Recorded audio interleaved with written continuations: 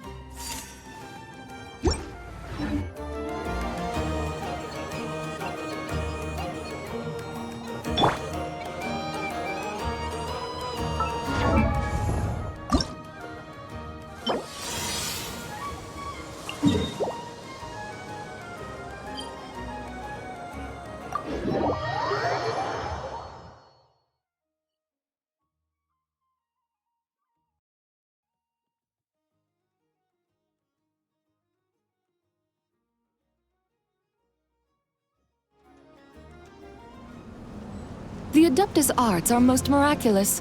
But unless one first cultivates the mind before cultivating these arts, all their feats will be like the moon's reflection on water, shattering at the slightest touch.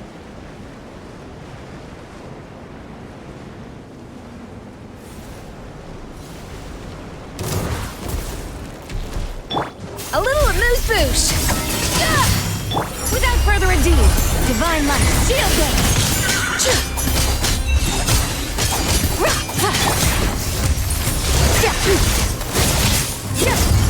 Power!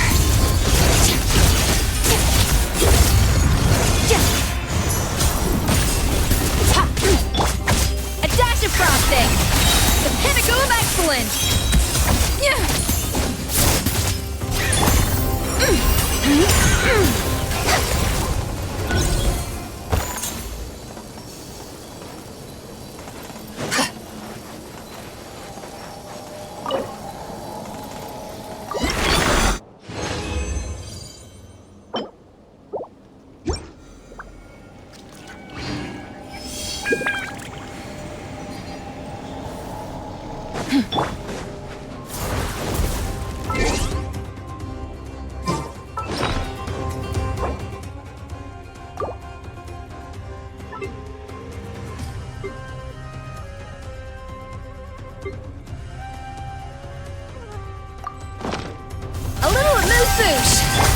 Light compels you, while the light shines bright.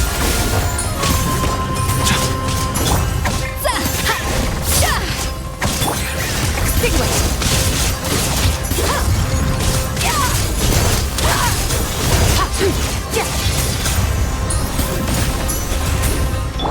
Goose on the loose! No wreck! Be gone, shadow of darkness!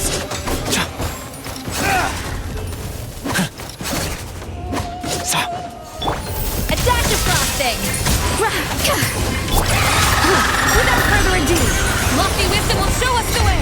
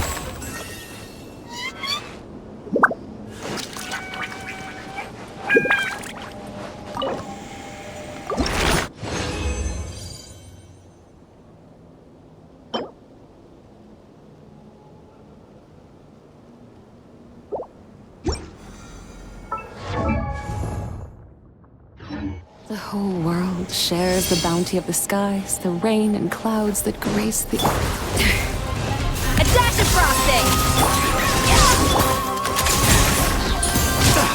Be gone, shadow of darkness! Be cleansed!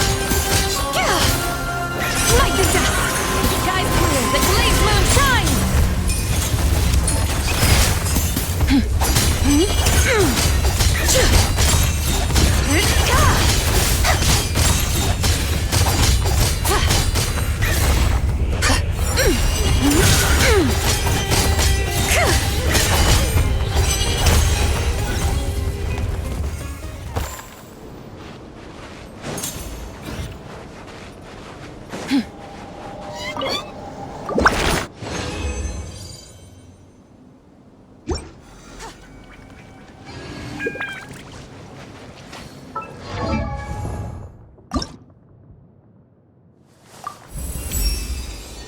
As an Adeptus, I must fulfill my duty.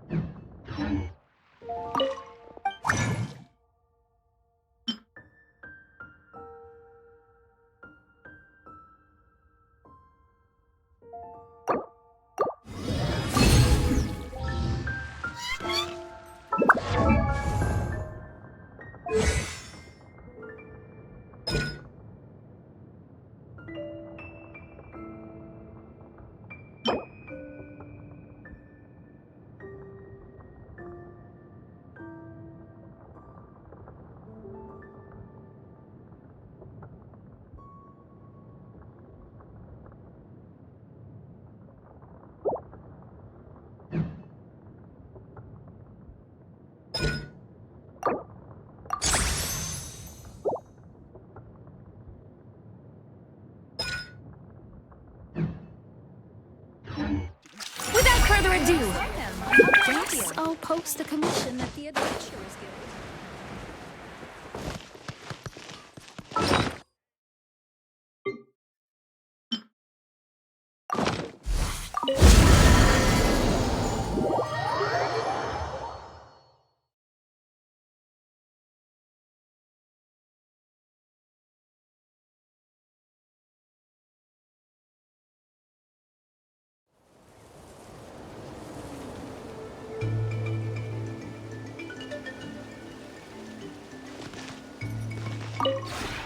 This realm is...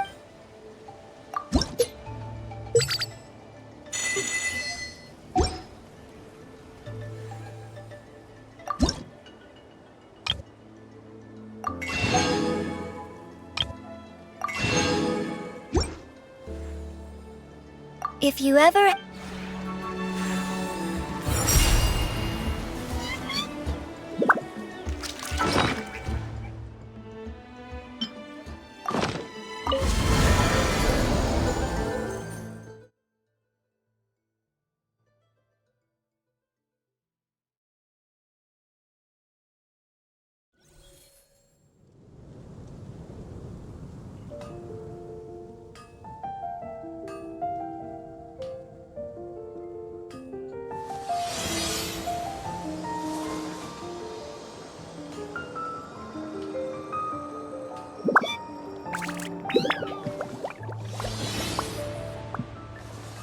Come take a look. There will definitely be something that catches your eye.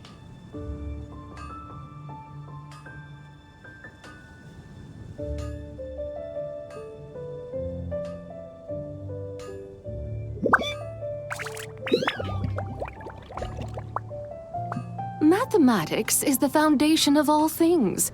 If you're interested, I can teach you some arithmetic. First, hold out both your hands. We'll start with the 10 fingers. Come take a look. There will definitely be something that catches your eye.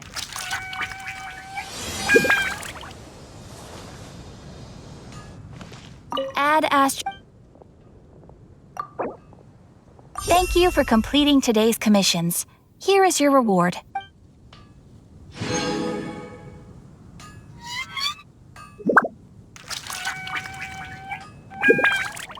Moon pie.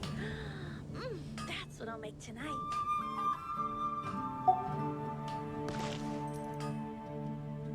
Rebooting. Add a...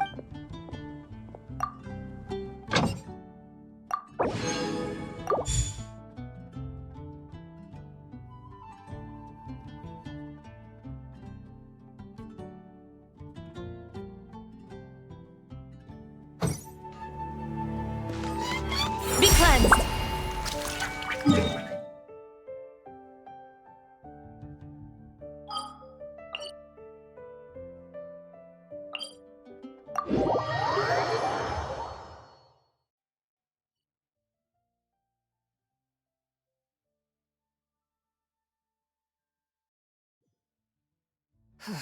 The moon is barely visible.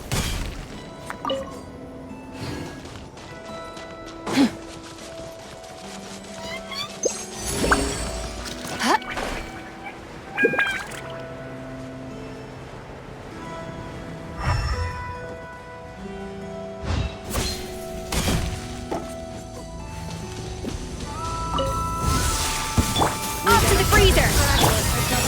Light the dust.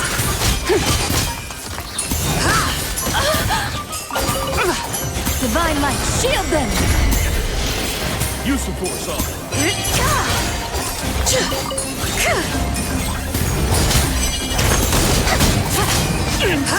Without further ado, light the dust.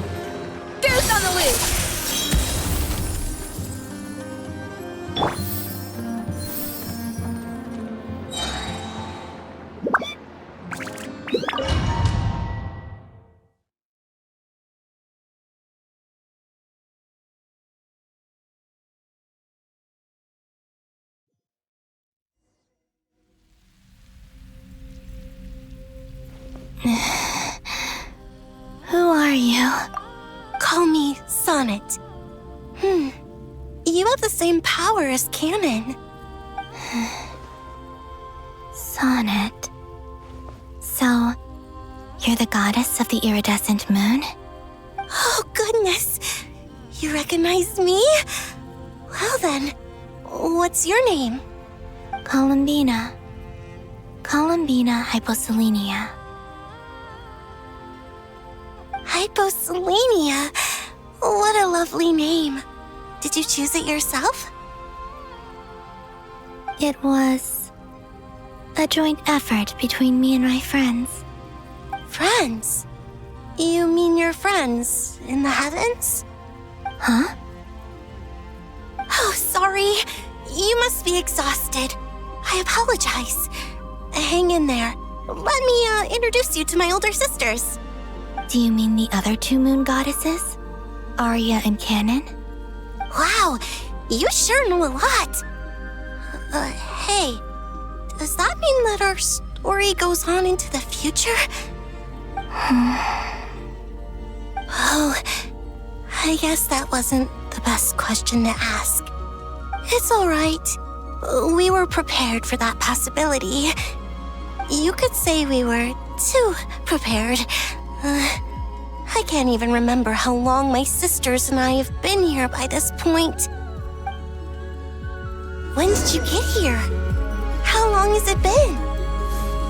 I can't say for sure, but it feels like it's been forever. I see. Are you feeling all right? You look a little unwell. We don't have far to go. The place where my sisters and I are based is just up ahead. Don't worry, they're both really nice. I'll introduce you.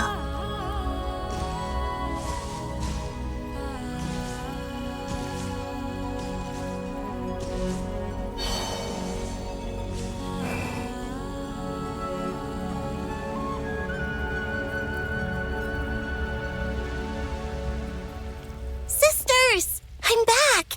And look who I've brought with me.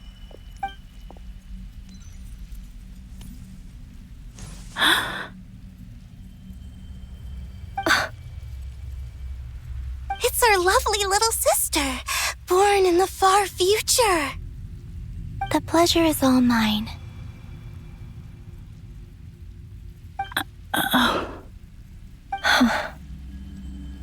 Allow me to introduce you to Columbina Hyposelenia.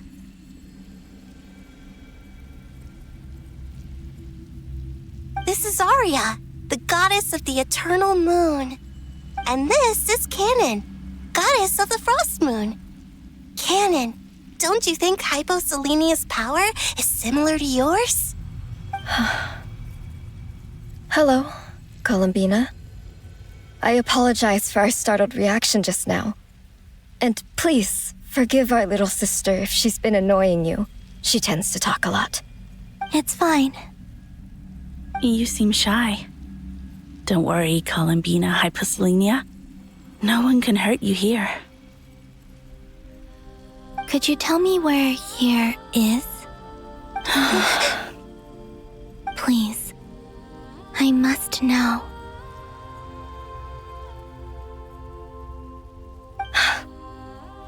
My dear sister, this is where Tevat's original ruler, the Dragon King Nibelung, imprisoned the moon goddesses.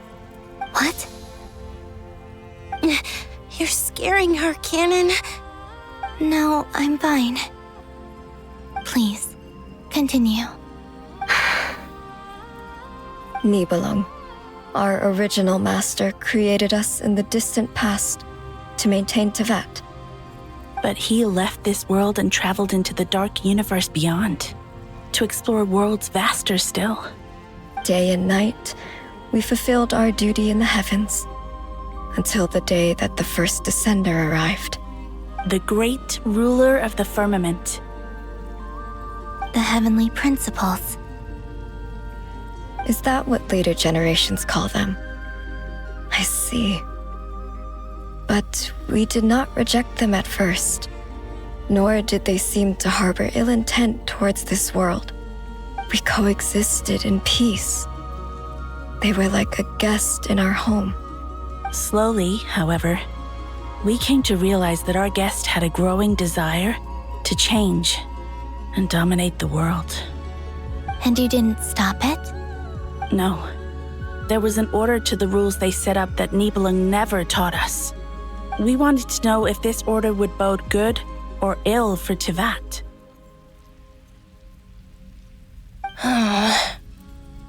All right. Canon and I wanted to know. Sonnet was against it from the outset. Later, we discovered that this great ruler of the firmament bore an almost paranoid hostility toward the desire of certain life forms to seek power. Or perhaps they feared them.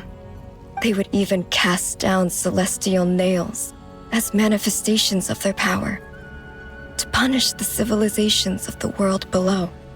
Only this was far beyond mere punishment. Right. Their rules brought order, but the price people paid for merely testing the limits of those rules was far too great. I did everything in my power to help the punished escape catastrophe, but still, too many lives were lost. The ancestors of the Frost Moon Scions were some of the ones you helped. But just when we had decided to take countermeasures, the Dragon King, Nibelung, returned. And so began the War of Funerary Flame. So, that's the name the world gave that war in the future. Well, who won in the end? As far as I know, the Heavenly Principles won, although it came at a great cost. They remained in Tivat, where they continue to rule to this day. And the world's original master, the Dragon King Nibelung, was destroyed. And what of the moons? Are there still 3 moons in Tivat's skies? You can tell us the truth, Columbina. We know we are but remnants of a bygone age. We are prepared for the answer. Only the Frost Moon remains. But it has been cast beyond the false firmament by the Heavenly Principles. The eternal and iridescent moons were both shattered during the war. So death finally came for us in the end. Sonnet. But you're still here, aren't you? A moon goddess cannot live without her moon, Columbina. She's right. That's why I began to disappear. Because the Frost Moon is cut off by the false sky. How much worse it would have been if it were outright destroyed.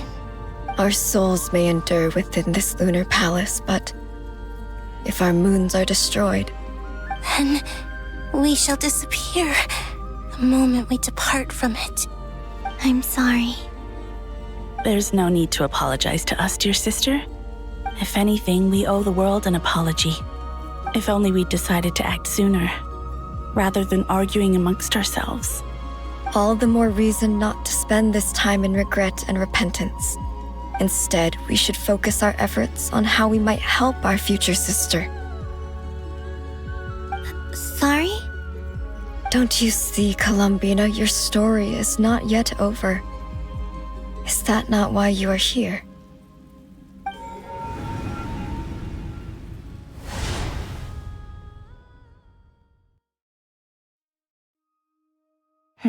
It's done. Initiate numerological array. Continue running primary process. Calculate the world's fate through extrapolation. And identify nodes of potential change. Secondary process, scan for moons. Still 4. The number of moon marrows hasn't changed. Wait, let me think. Is it possible that there's something I've been misunderstanding about the moons all along? Variables.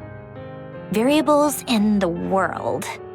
I know where potential variables within the world come from. So what about the moons?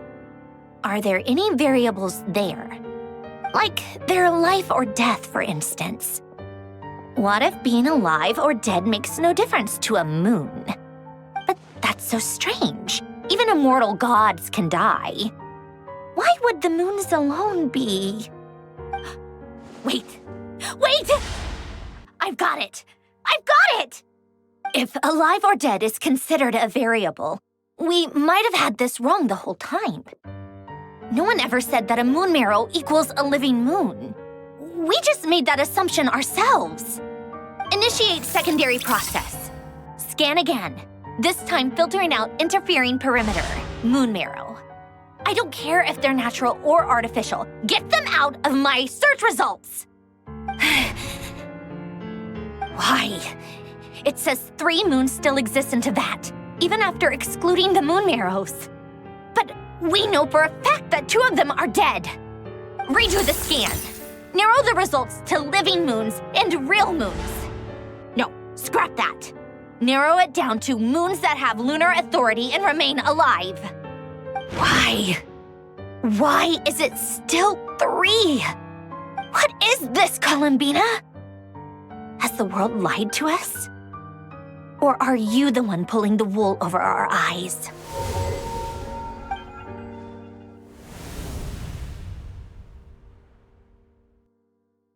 So, you think that the moon's reflection might be where Nibelung imprisoned the 3 moon sisters? Yes, it would explain a lot, such as why that space would respond to a moon goddess's power, opening the moon gate at her command. It would also explain why Miss Columbina has been unable to leave, and why time flows in reverse there. In the messages she sent, Columbina promised us she'd find a way to return, but we have no way of knowing how, when, or where this might happen. The fact that she still has yet to reappear in this world indicates that returning from that place is no easy feat. We cannot afford to simply wait for her. So you're saying, if she could return by her own power alone, she would have done so long ago. Yes, she certainly wouldn't leave it to this late stage when it's so touch and go. I've been giving this some thought, and I've come to believe that Luanatar might be an anchor that she left behind, as a sort of future waypoint. This could also explain why Luanatar is always by the traveler's side. Sounds like a plausible theory. If that's the case, there must be some criteria we need to fulfill to allow Columbina to return to the present. The question is, what could they be?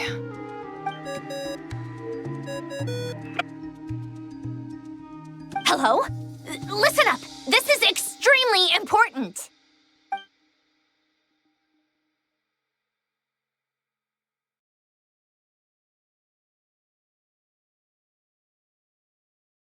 Not only is Columbina alive, but she may well exist in a form unimaginable to us. I'm still unclear on the details, but she's done something truly inconceivable in the past. And the clue to what she's done lies in the moon and Teyvat sky. Truly amazing. Oh, I'm so delighted for her. I'm sure we all feel the same. And I'm sure Columbina is ready to get back here and fight by our side. I'll keep my calculations going and try to find some way of coordinating with her. But that's not an excuse for everyone else to slack off, okay? All of you had better keep trying to think of solutions. How can the dead moon still live? And Luanatar?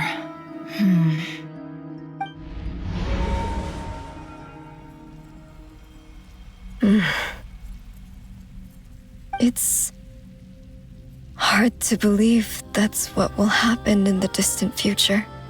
Our authority is linked to the most fundamental rules of Teyvat. I suppose it's no wonder that many would covet that power. I didn't realize that when you said friends, you meant people who live down in Teyvat. That's so lovely. I always wanted to go down there and have some fun. Have you ever tried leaving this prison? Of course. Between us, we've tried everything. But no matter where we go, this space will eventually bring us back here. It's like the center of a whirlpool. everything ultimately converges here, at the moment when Nibelung imprisoned us. In that case, have you tried using any of those pathways that connect this space to the real world? Sorry? What are those? They're passages through which you can make small-scale changes to reality by using Kuvaki. Or am I the only one who can use those passages? Because part of my soul remains in reality. Kuvaki. What is that? You don't know? It's a unique kind of elemental energy found only in Nodkrai, the land from which the moons arose. Oh. Well, it's true that the moons first rose up from the part of Tibet you say is called Nodkrai. But there is no difference in the elemental energy between there and anywhere else. What? Could you show us some of this Kuvaki hyposelenia? Maybe if we see it, it'll make more sense. Okay.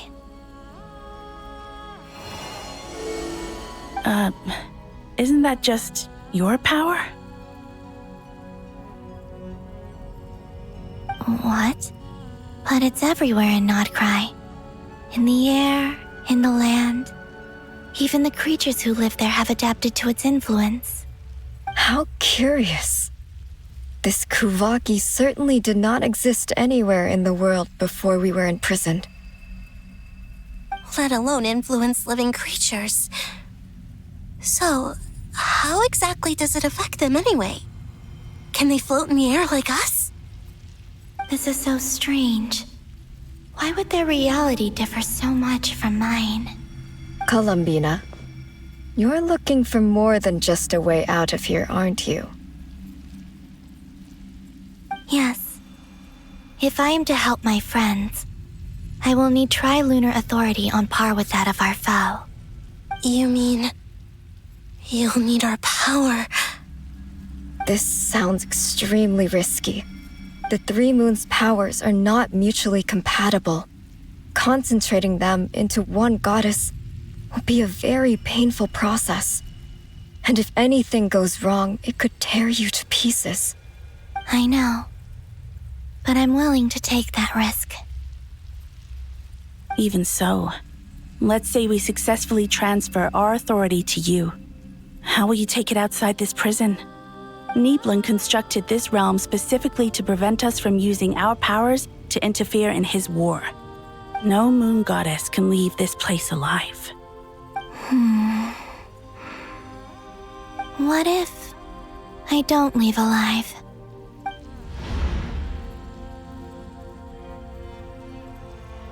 Where do we even start? How are we supposed to figure out what we're meant to do to help Columbina?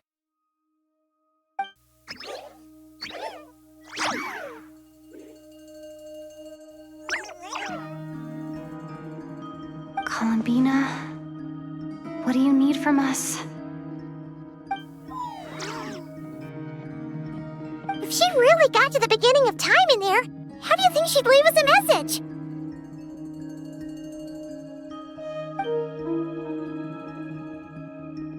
You don't think she'd write it down on a stone tablet somewhere in the hopes that we'd find it, do you? Seems unlikely. Columbina may not talk a lot, but she thinks deeply about issues like this. Let's review what we know. This is the Columbina who fought alongside us against the Reikir of Solnari, and with whom we celebrated Moon Prayer Night. She knows our personalities, our ways of doing things, even our unique strengths and abilities. So, if she wanted to tell us something from a long, long time ago, what would she do? Oh.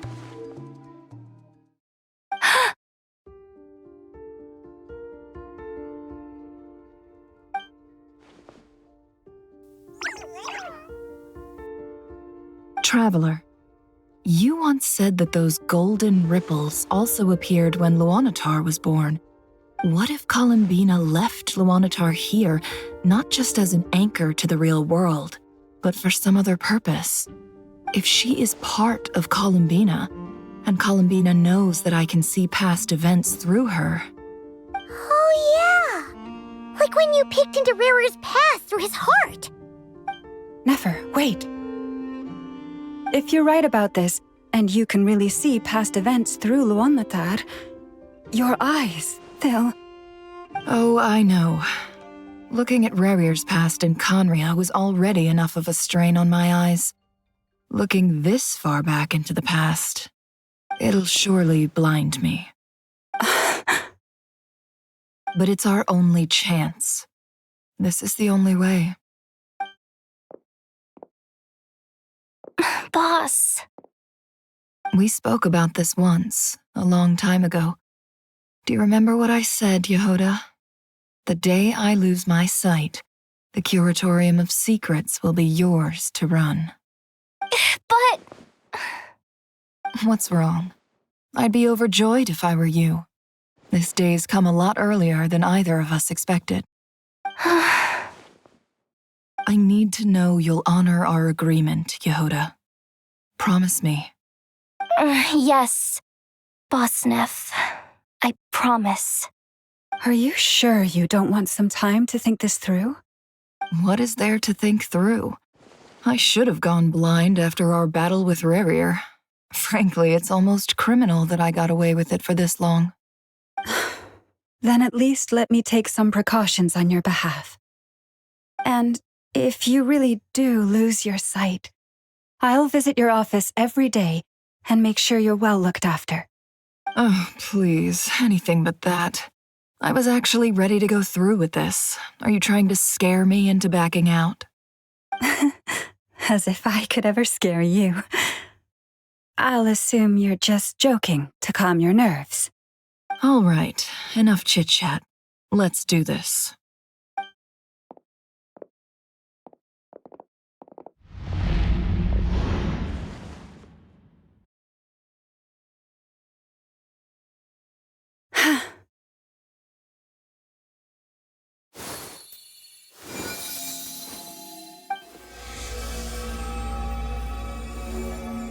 All done. Good. Now give me some space.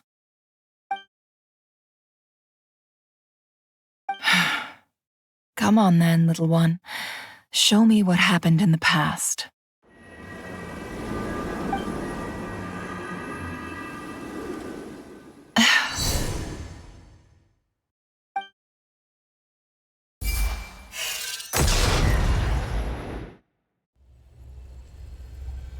Between the Trilunar Authority, Kuvaki, and the sole-surviving moon, the Frost Moon, I think I might know how to get back. But I will need my sister's help. Time to go talk it over with them.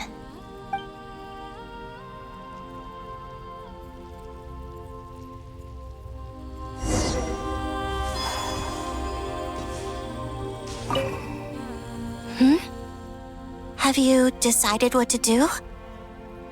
I hope it's not too dangerous. You really scared me when you said that thing about not leaving here alive. Come on, let's go find the other two.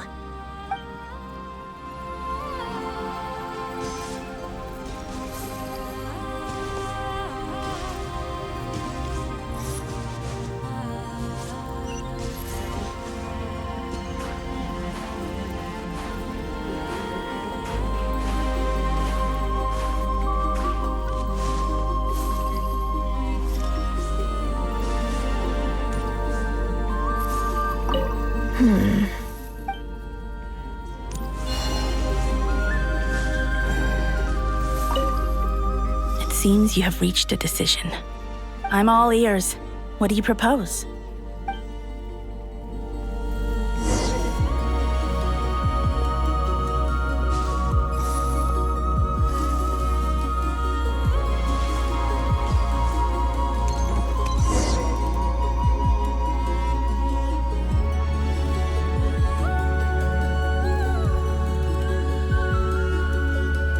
Have you figured it out, Columbina? Tell us, how do you plan to leave this place? I intend to die here, in this moment, and then be reborn in the future with the help of my friends. What? What are you saying? How can the dead be reborn? And how will you inform these future friends of your plans? You can't exactly leave oracles. Nothing can escape this place. Not a single ray of moonlight. And even if you found a way, what if they never find the message you left for them? You'll... No, that won't happen. Come again? They will find my message. I'm sure of it. I'm not following. How exactly will you achieve this? It's quite simple, really. First, I will leave my soul here.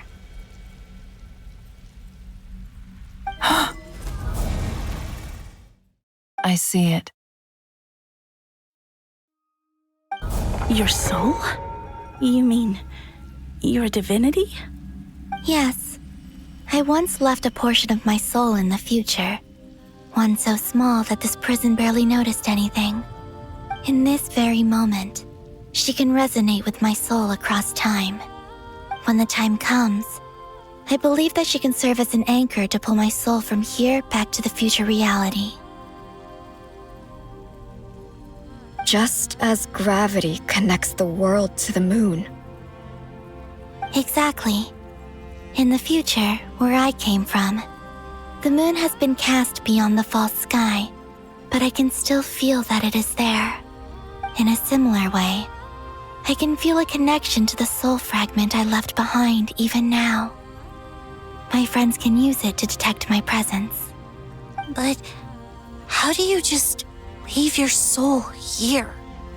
Is that even possible? On my way here, I met an ordinary mortal who entered this place long before I did. Her body is long gone, but her soul remains. And before that, I encountered an old enemy whose entire soul survives here intact, while the power that once corrupted his body has faded away. So, perhaps this space is specifically designed to imprison divinity and authority, but not the physical body. Still, even if your body can escape, would it not just be a lifeless husk without the soul inside? Wait, is that what you meant when you said you wouldn't leave alive? Yes, I shall turn my body into moonlight and pour it over Nodcry. That power shall protect the land and quietly blend into it, awaiting my soul's return in the future. However, I cannot do this on my strength alone. I would need your help to do this, so I'm humbly asking for your assistance. Oh, dear sister, you need not be so formal. As I said before, we are but remnants of a bygone age. You, on the other hand, were born alone in that distant future, and you have walked a long and lonesome road since then. How could I bear to let your story end here in this dungeon? Don't forget, we are your sisters, your family.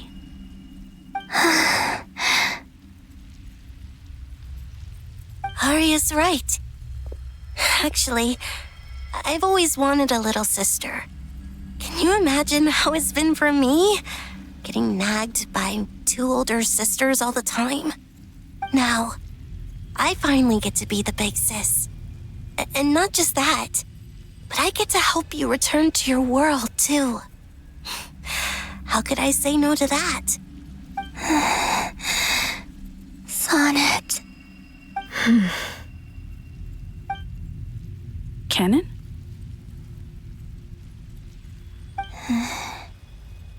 I'm sorry. I know this is a bold request. The Frost Moon is rightfully yours, and it remains intact. Oh, no, please, don't misunderstand me, Columbina. I was just thinking back on the years that the three of us once spent together. You cannot imagine how happy I am to hear of the future world you describe. the Frost Moon Scions, your lovely, kindly friends, for the three of us, whose purpose in life was to maintain the peace in Teyvat. It is a great relief to know that the people of this world live in such an abundant future. If your plan can save them, and save not cry, I will gladly give you all that I can. Besides, the three of us have been together since the day we were born. I could never abandon them to live on alone without them. Canon. Still, I do have one question I would like to ask you before we proceed. Certainly. What is it? Why do you cover your eyes?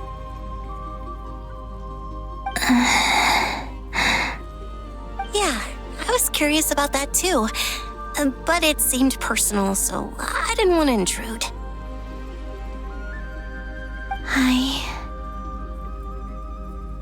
There was a time when I refused to look upon the world. I believed it was full of nothing but lies and falsehoods. I wished to hide my feelings, seal my heart, until I could return to my true home. I see. Perhaps that decision saved you from ever having to see the false sky again.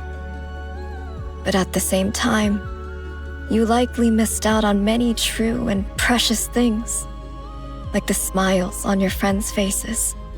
Promise me this, Columbina. When you return to the future, open your eyes, take a look at the world around you, and see your friends. I'm sure that you know this already, given that you long to return, but that is your true home.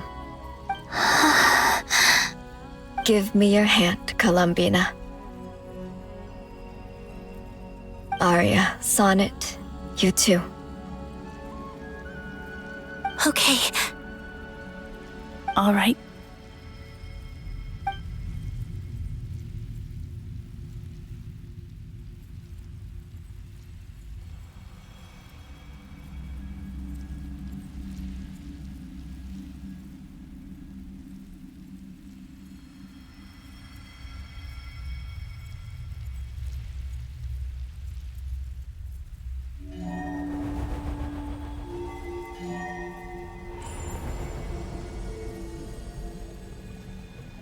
We once were the song sung for eternity, but now it is you who must continue to sing. We once were the tides in the great river of time, but now we subside, and you arise. We were the messengers of madness and inspiration. But now, the lies have faded, and your truth must endure. We are souls awaiting the sun. You must return to be with those who smile when they see your face.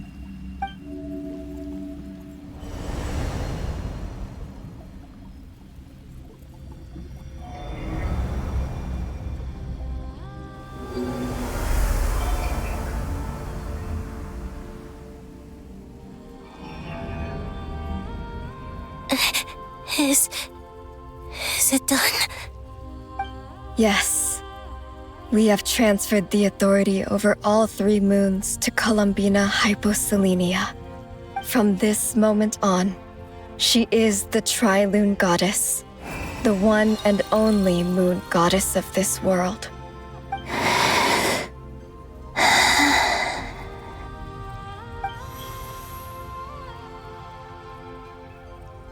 Thank you. Thank you, my sisters. Now go, and do what you believe is right, Columbina Hyposelenia. Be aware that we cannot grant you the power of the 3 moons beyond these prison walls. The conflict that arose over their remains following our disappearance will still take place. I understand. Sisters, oh, my body. It feels... Now that we have given up our power and authority, our bodies are merely mortal shells. This prison is dissolving them as we speak. It's okay, Sonnet. The end must come for every god, just as it does for every human. That's all this is. The final destination of our lives. Canon and I will be by your side the whole way. We have one final request, Columbina. Could you use the Three Moons' power to send us back into the real world? Now that we have lost our powers, I doubt this space will seek to hold us further. It's just... we would like to spend our final moments together in the only place we ever called home. Of course. Gladly.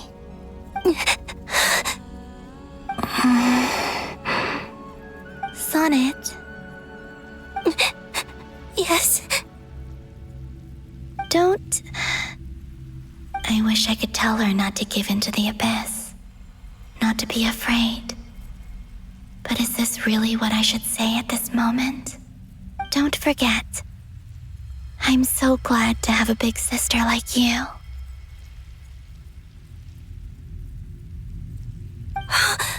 No, Hypo. Thank you. I'm okay. I'm not afraid. As long as my sisters are with me, I won't be afraid.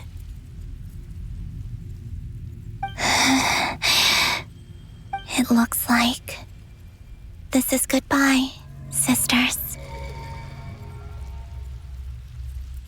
Goodbye, Columbina. Take care of this world in our stead. I will.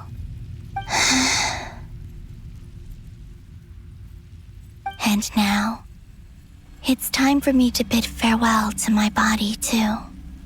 May it become the moonlight that keeps Nodcry company through the long years ahead. So this is why Nodcry was not always home to Kuvaki. It only appeared after I poured my body out upon this land, and only this land. Kuvaki responds to me because it is me, my body, answering the call of my soul. And the golden energy I've encountered on my way here was, in fact, that very soul, which I am about to leave here to guide me. O power Triloon, eternal moonlight. I, Columbina Hyposelenia, lay aside my body. Let it be cast into the dark night to illuminate the future.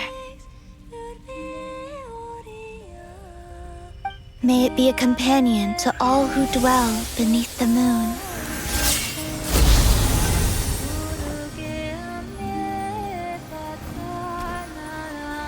Until the time comes for me to return home.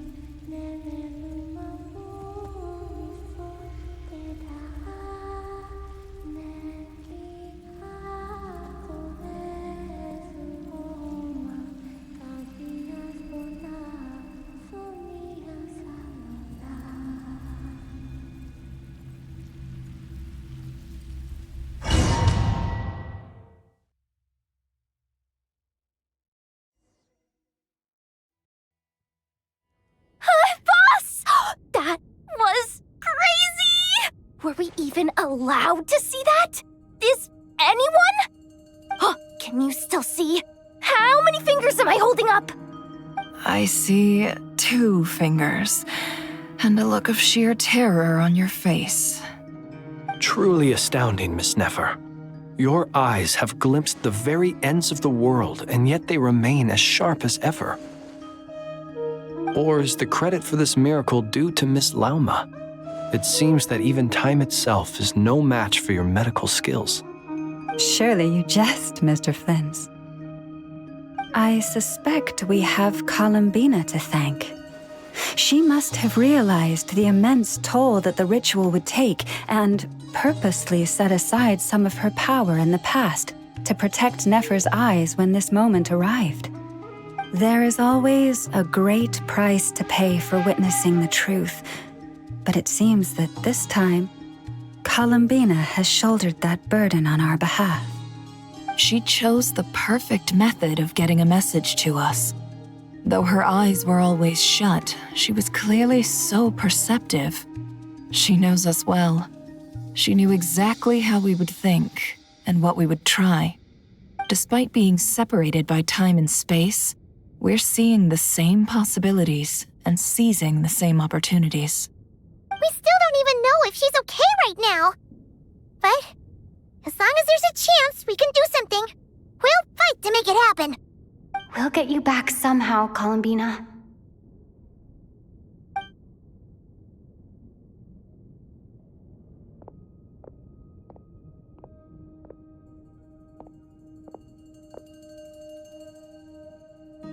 Well, based on the information we now have, let's figure out our next moves.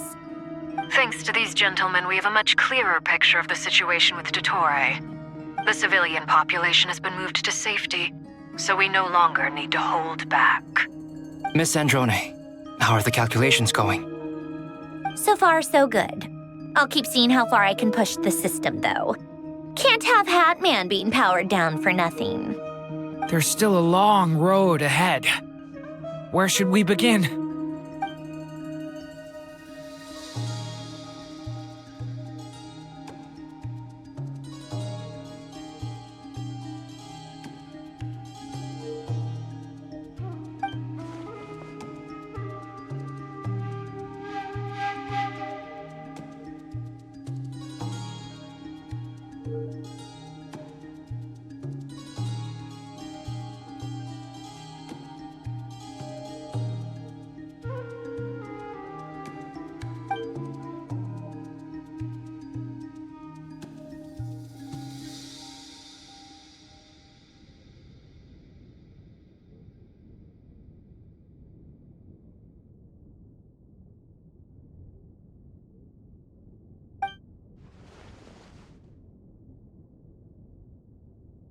Our plan is clear.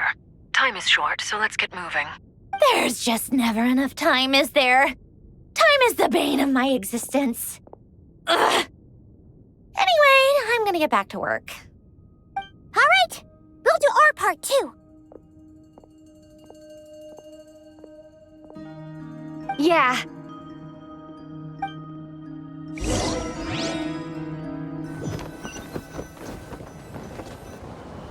Albedo's theory says that elemental energy can dilute the light realm's power, but I'm no expert in building elemental defenses. Sounds like something out of the advanced elemental theory section of the library. Whew.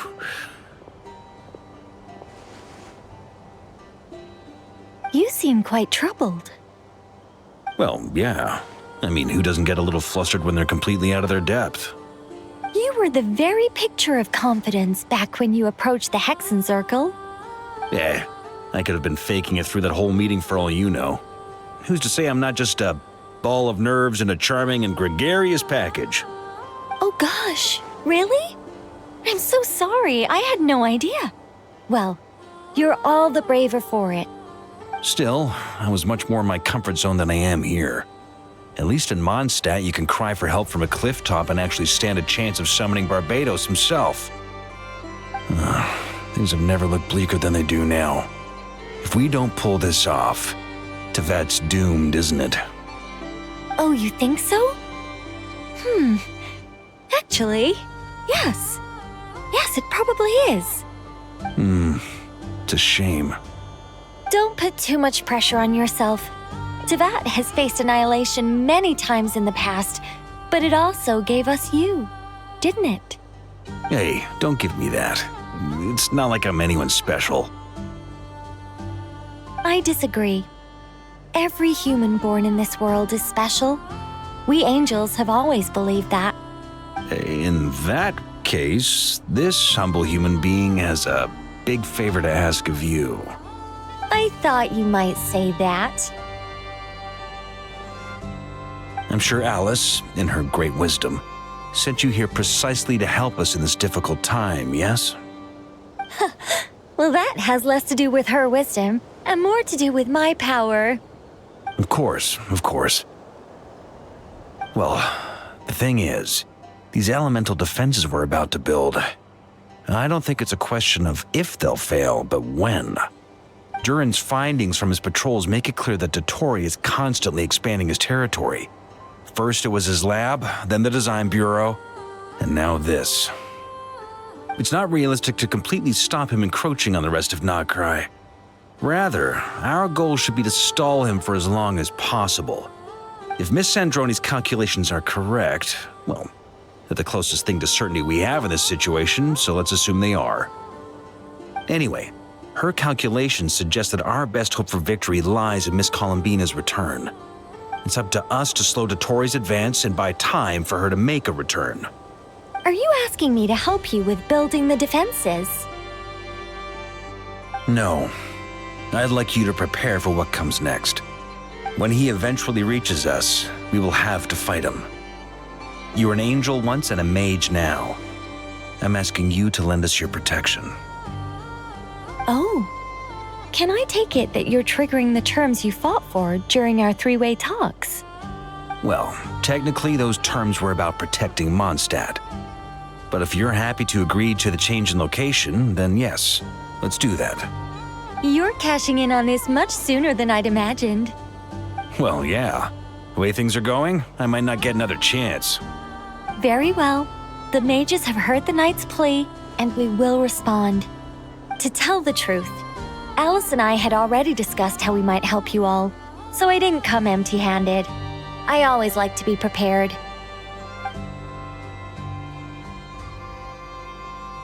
This is... wow. Yeah. This is great. Seriously, thank you. It's been many long years since I had a chance to dazzle humanity with a little divine intervention. To humbly serve as a reliable and responsible guide. Anyway, Knight of Boreas, please accept this gift in recognition of your great virtue. Go now. May the angel's blessing deliver you safely to your destination.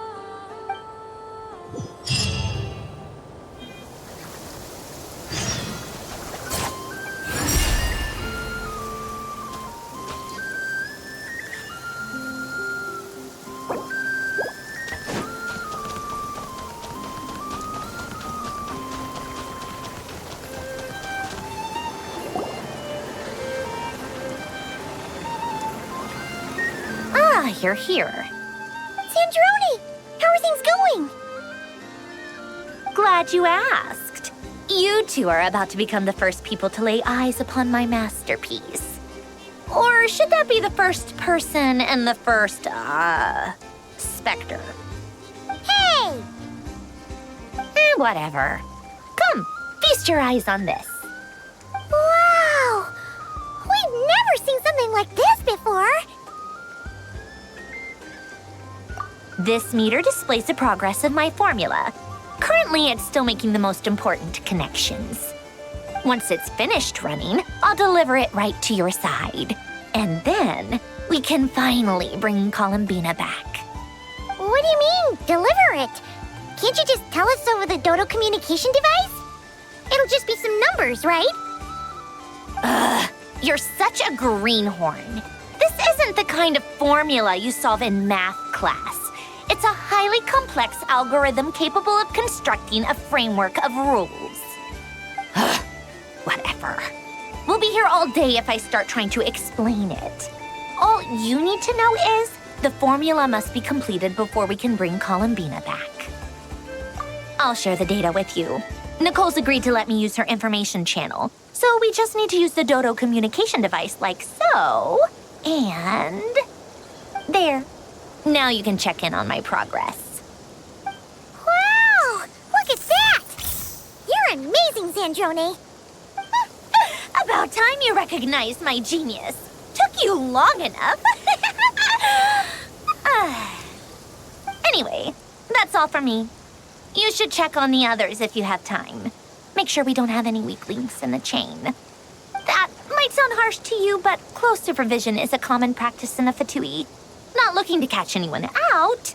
I just care about everything going smoothly. That's all. I'm kinda stuck here while the formula's running, so I need you to be my second pair of eyes in the meantime.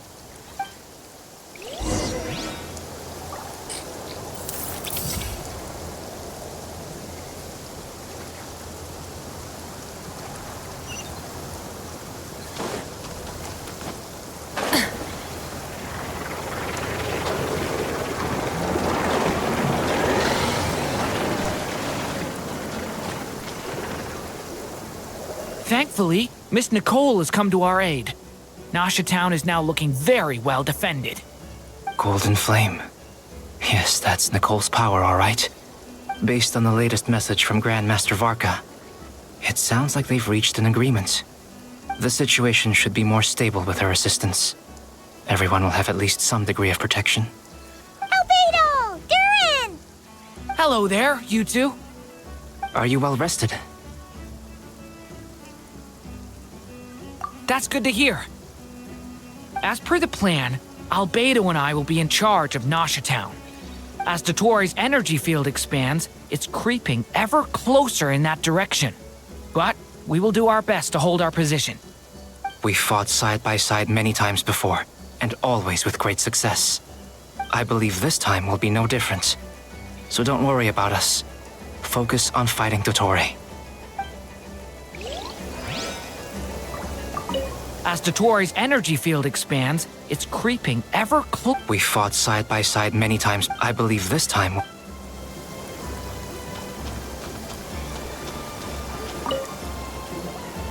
Traveler, Paimon, a pleasure to see you both. Flans! How's everything coming along? Fairly well, if I do say so myself. Personally, I am ready to confront Dottore head-on. Ooh, you sound much more serious than usual. To be honest, I am not usually fond of exercising my full strength. For one thing, it's hardly conducive to maintaining a low profile. Besides, I believe one should have the right to choose when to show their hand. I am conserving my strength until the moment of battle is upon us. Anything to boost our chances of victory. Seeing you get into the zone like this really puts Paimon at ease. Huh, Traveler? I consider it an honor to have your trust. Rest well. I look forward to seeing you both in your element during the battle.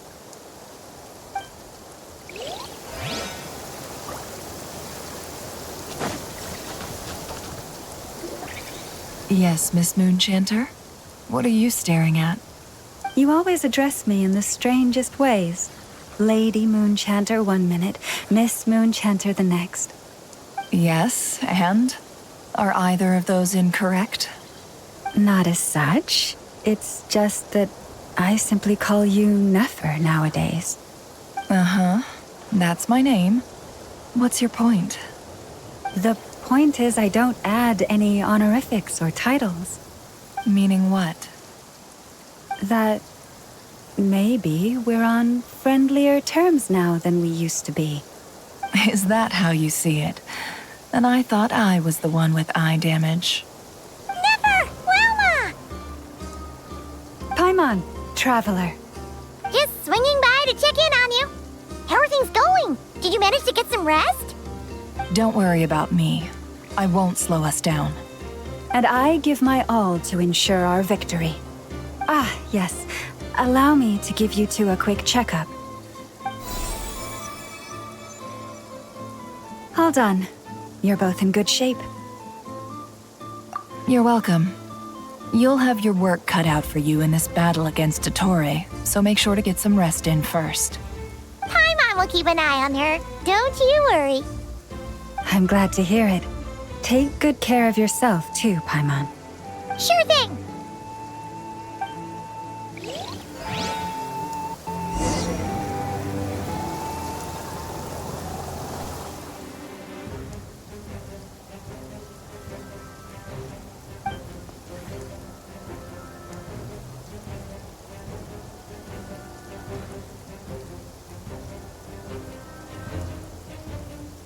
Here they come.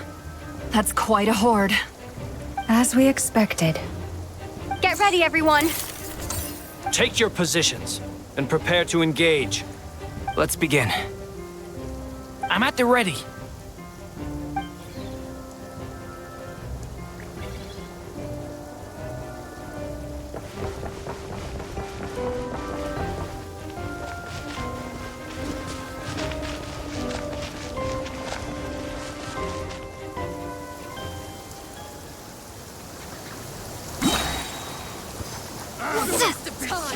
Go! Beware the creatures of the night. Close your eyes. Another one.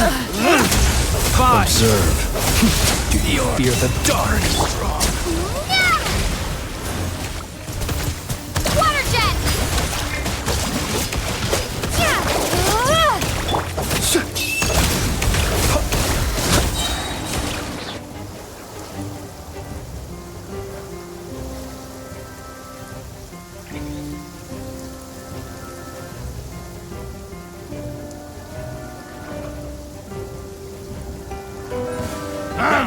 It's your skull! With one heart, we pray.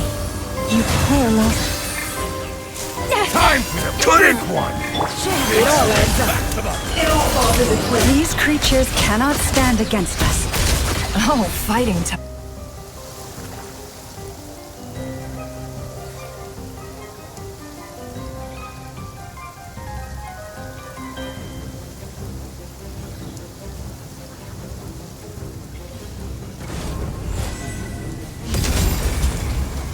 Moment of birth. A turning point in fate. Flowering claw. That was easier than I thought. Naturally. What do you mean? Is it?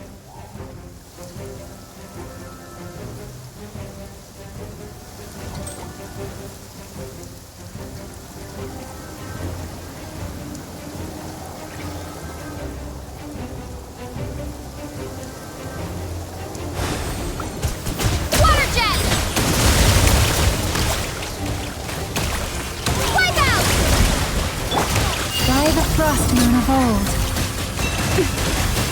I am being tested. No more lies. The deception ends here.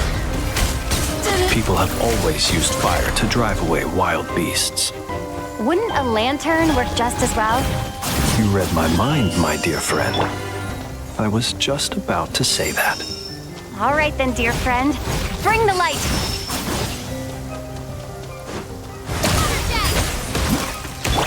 The long sleep beckons.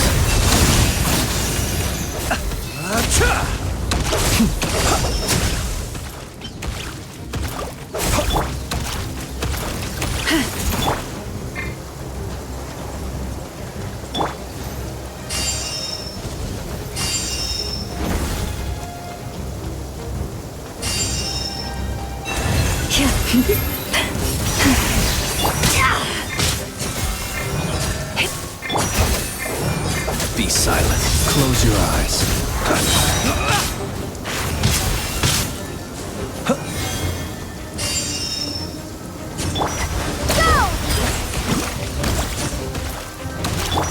It all adds up.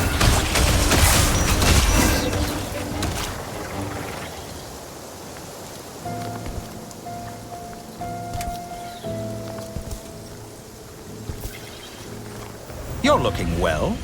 I trust you've had a good couple of days. Dottore. It's actually a good thing, in my view. If the subjects of my experiment were to die prematurely, it would throw quite a wrench in the works. And so, I must thank you all for your resilience. We are no longer on the same level, but you are nonetheless worthy of my respect. A creator god should be merciful and gracious after all. And in any case, it is only right that before I end your lives, the world is informed of the arrival of their new god.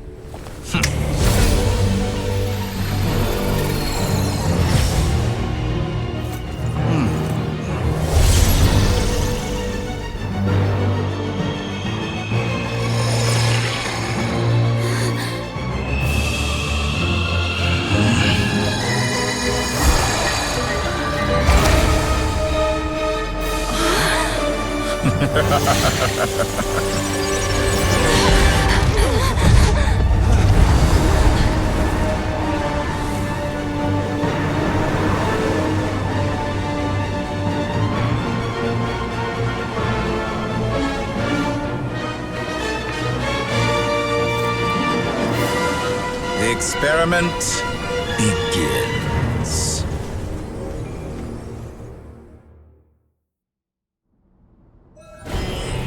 With the marrow of the three moons in my hand, behold the false lords fall!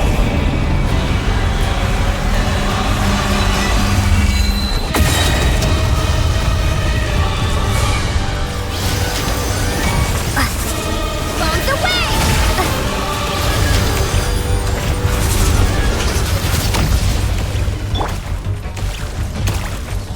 The mystery Cannot face unravels. me! Found!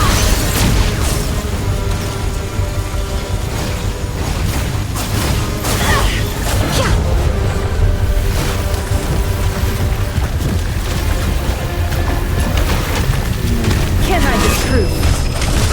It all adds up. Did you honestly think that would hit me?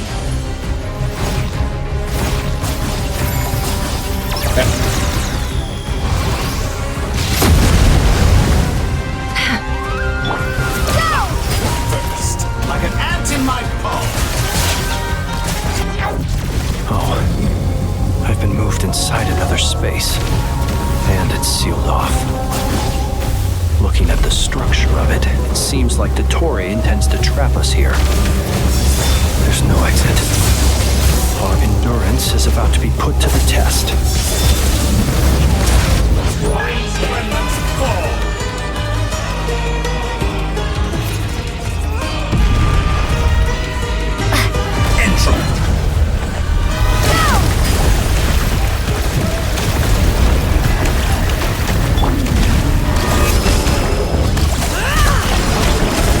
That's more weird.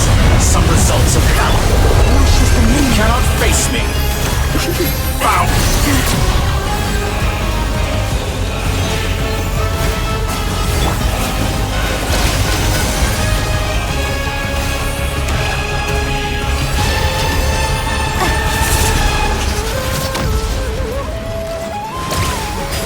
Did you honestly think that would hit me?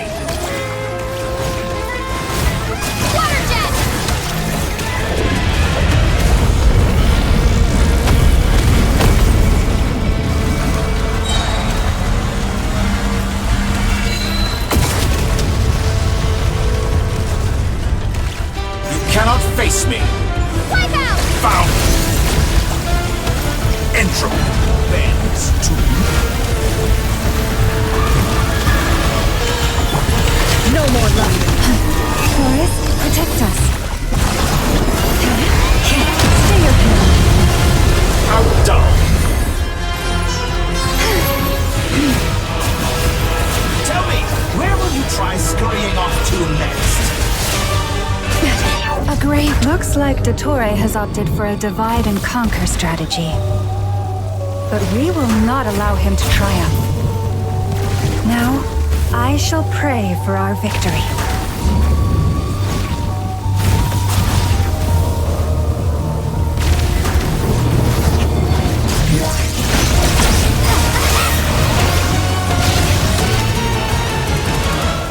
How dumb!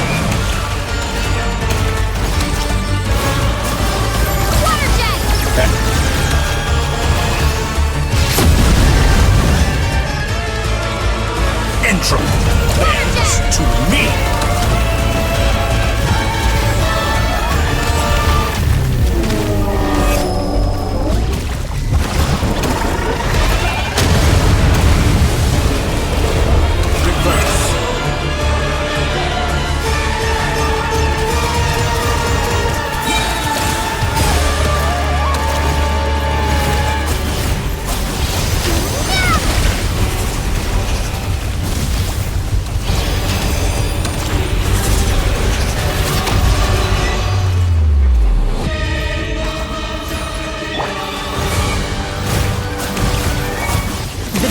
Ends here. That which cannot stand against me. How unfortunate. What's this supposed to be? A knockoff version of the space Columbina got trapped in? There really is no way out. We'll see about that, Dottore.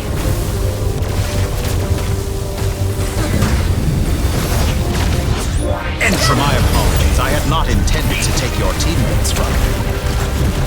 But you have a choice, Linda.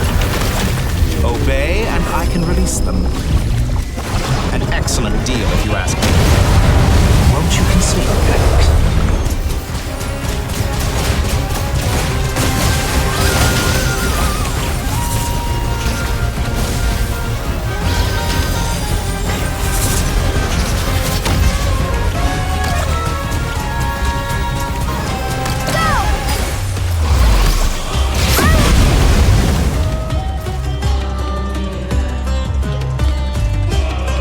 You've been working on some little tricks to surprise me with, but it appears that none of them have come to fruition.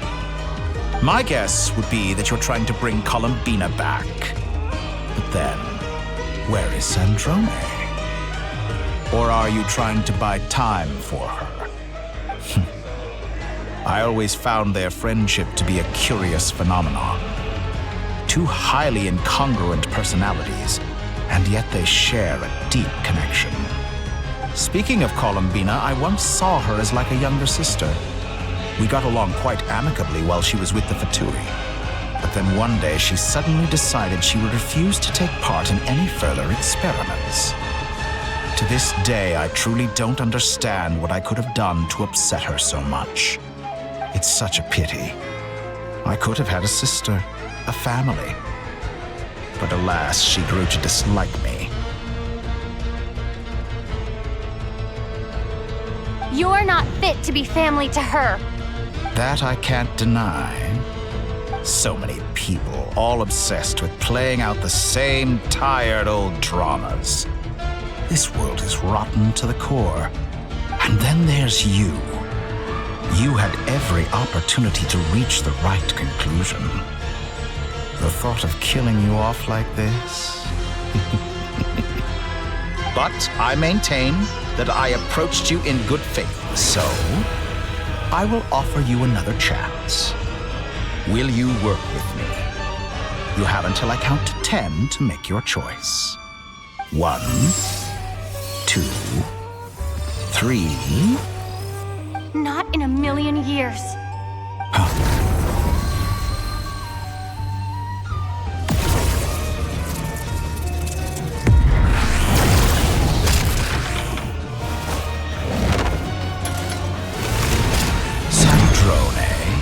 What a pleasant surprise. I didn't think you'd join us all the way up here. You're as sick and twisted as ever. Don't fool yourself into thinking anyone's grateful for the chances you're offering them. Sandrone, the formula hasn't finished running yet. Funnily enough, I was just discussing a collaboration opportunity with the Traveler, and then I see you, who I must say is a good example of an opportunity gone to waste. Gone to waste? I said that everyone would get one chance, and you've used yours to march right back into the lion's den. So yes, it's an utterly wasted opportunity. And what makes you think I believe a word that comes out of your mouth? I was planning on disposing of your little formula after wrapping up more urgent business here. But since you've taken the trouble of serving it to me on a silver platter, I can simply bring it forward in the schedule.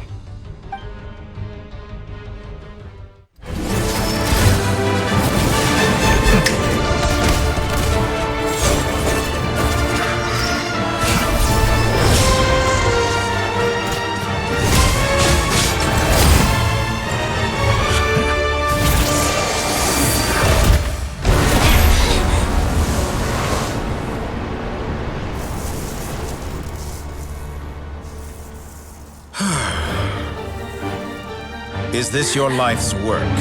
This piece of trash?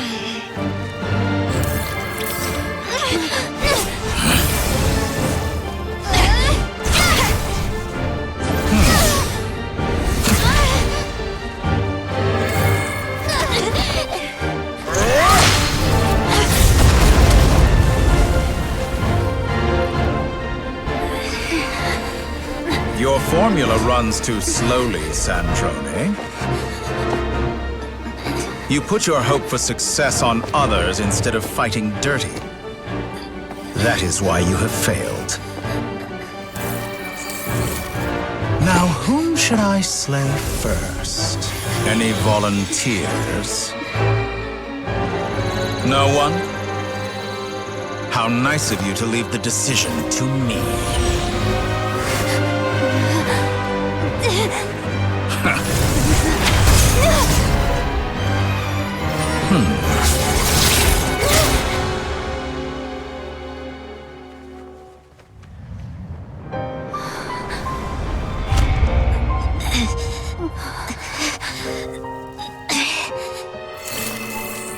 Oh, how unexpected.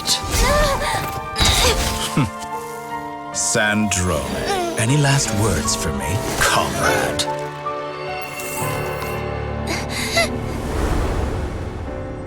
Is there anything you wish for? Not really. But I've always known what I don't want. Go to hell, Dottore.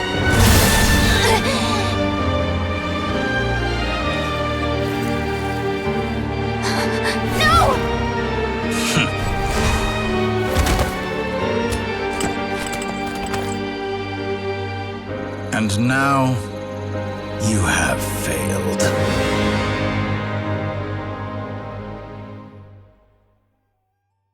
Sandrone! Now you see how fragile mechanical contraptions are. Just a gentle tap, and they fall to pieces. However keen of an inventor Sandrone may have been, her death spells the end of the formula that was running inside her body. Of course, I have to commend her for making it this far. As her colleague, I have to admire her stubborn tenacity. Now, it is time for you to take your place by my side. My count was interrupted, but the second chance I extended to you still stands. Once again, you are welcome to join me. By now, I'm sure you have gained a greater appreciation for the power and authority I wield. What is stopping you from embracing a new world of endless possibilities? Not in the mood to talk? As you wish. You seem less talkative than usual today. I'll change the topic to something more apropos. Sandrone was always like this, never trusting anyone. Always so reluctant to share her research with them. Objectively speaking, she had her strengths. It is remarkable how she extracted and even optimized the world formula from so much data. But her inability to trust was her undoing. Had she allowed someone else to monitor or run the formula for her, you might still have a chance at victory even now. But regrettably, She was a stubborn fool. As much as it pains me, she had to go. Dottore. Maybe this is news to you, but people can change. Columbina surprised you when she escaped, and I think Sandrone would surprise you too. Change? You can twist the truth however you want, but I see it clear as day. You're the one who can't trust other people. Is that how you see me? By this point, what can you hope to do about it?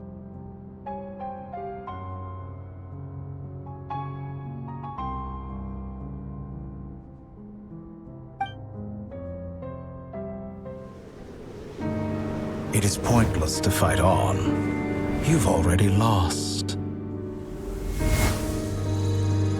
Wrong. You can't win this, Dottore.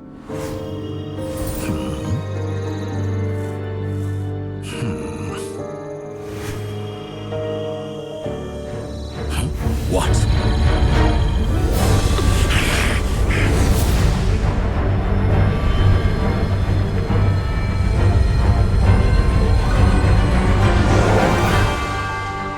My formula can get us 90% of the way. It will connect you to Columbina. Then, I will bring the formula's output to the Traveler's side. For the last 10%, do whatever it takes. Just bring the moon down.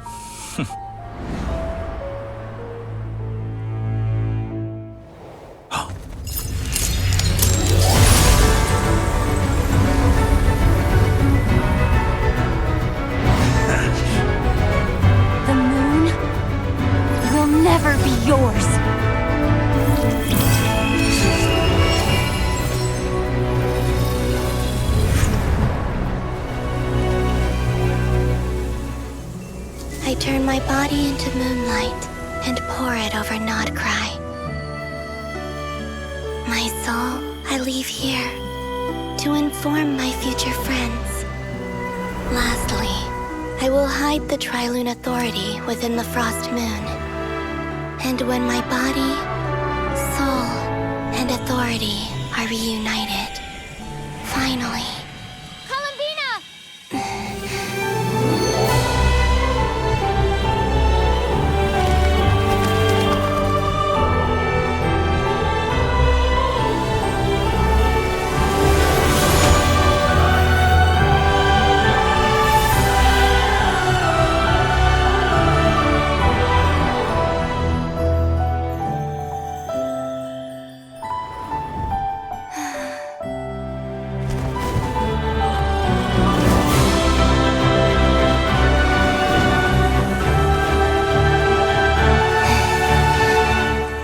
It's been too long.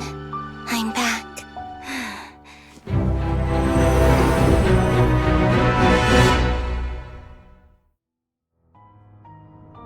Stay focused on the battle, Traveler. What a touching reunion. Though I personally find myself repulsed by the sight of weaklings huddled together for warmth. Now, you're quite finished patting yourselves on the back. Show me how long you can struggle before you drown! Watch out, Columbina! He can manipulate space itself! I know. Wait for the right moment. We'll strike together.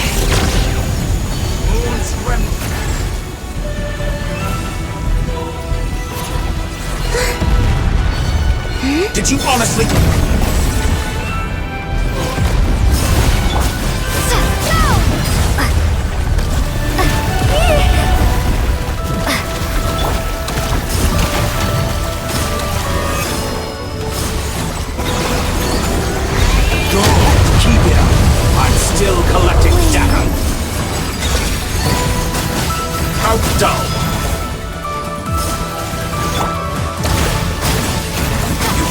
Face me!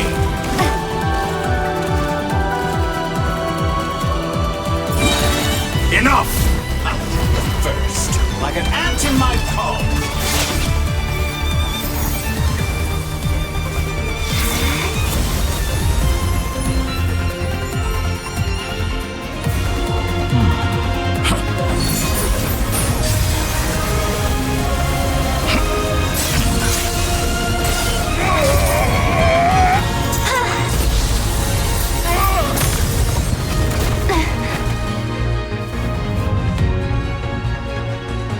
I grant you the new moon's blessing. The new moon shines upon you. I am...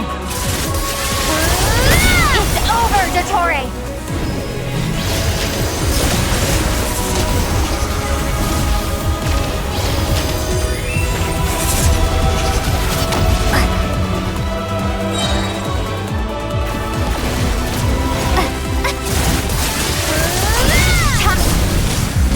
No longer must the world cower in the cold night. So close to the new world!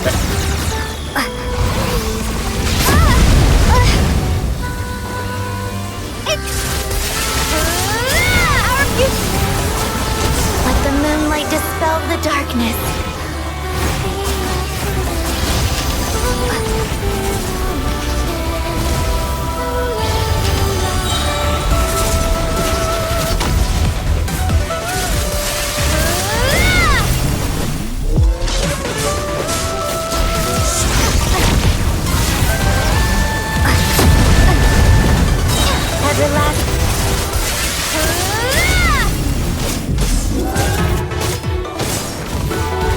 Only I could shape the new world!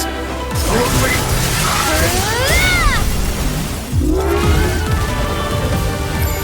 I can!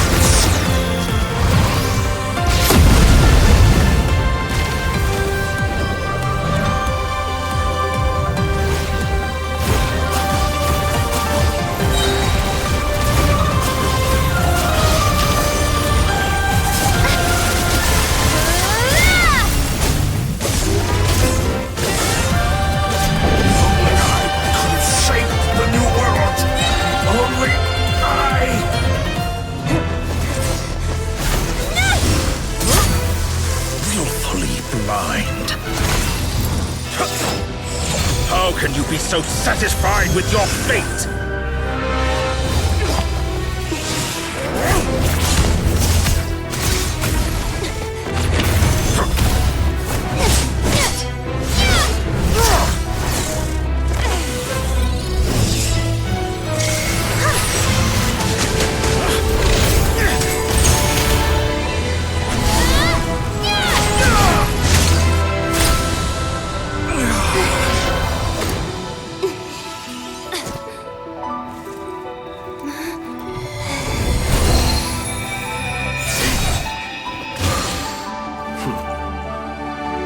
This battle was never about fate. It's about friends, family, and the home you stole from them. So dull. Only the weak rely on each other for comfort. You shall see. Once I transcend fate, you will be nothing but fodder for my grand experiment! That will never happen.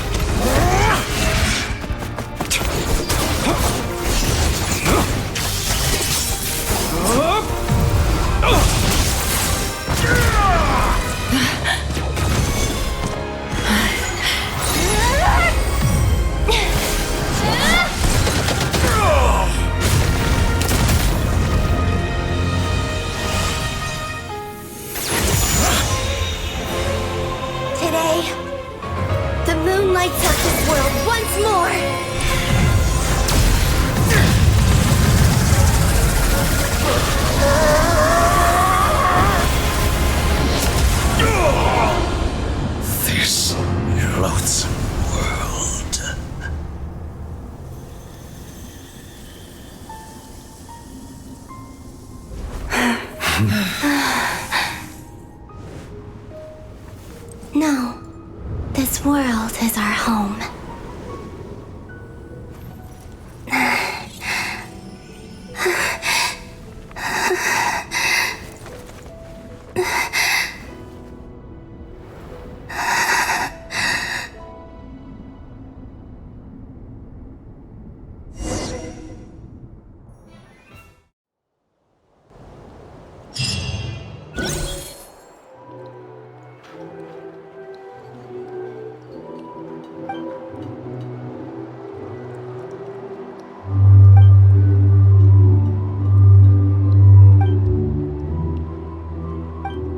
No, you're doing it wrong.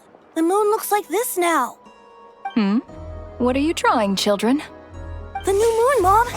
It looks different than before, doesn't it? Also... Can I go buy a sugar sculpture today? Please? Just one? All right. I suppose today is a special day after all. Almost like a festival. Extra, extra!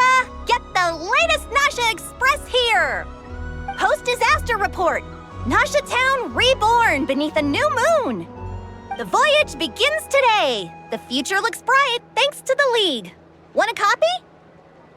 I knew things would be different, but I didn't think that would include the moon.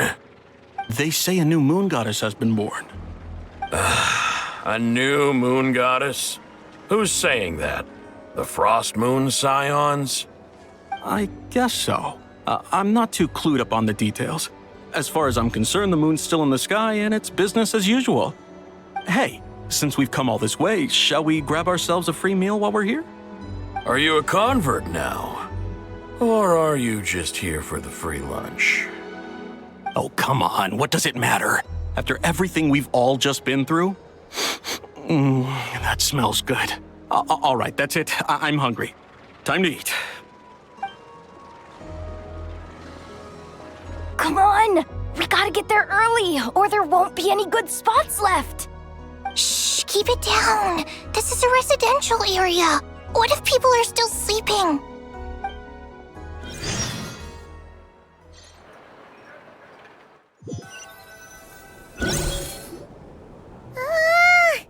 Why is it so noisy outside?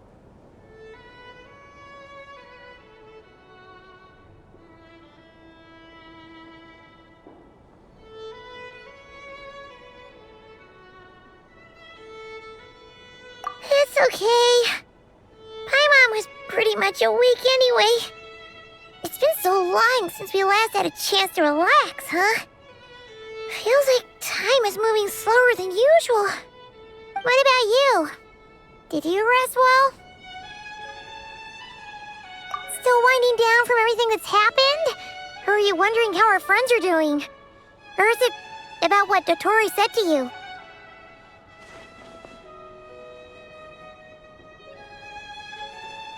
Okay, if you say so.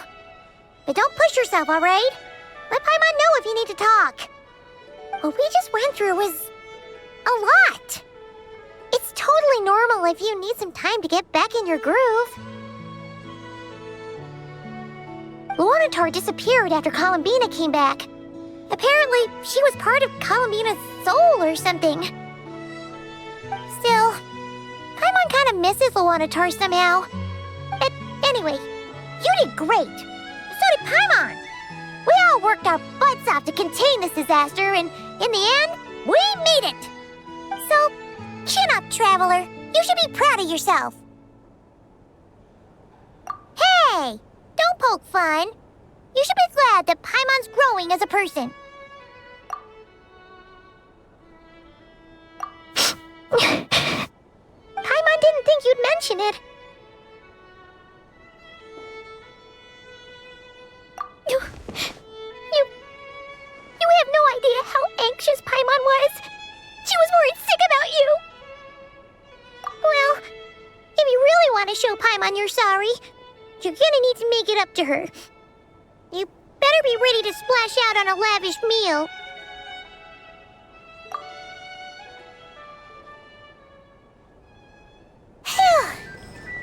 Okay.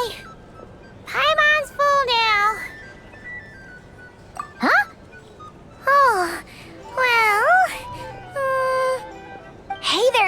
and Paimon. Good morning. Morning, Yehuda. Here for some breakfast? Oh, I've already eaten. Just need some water.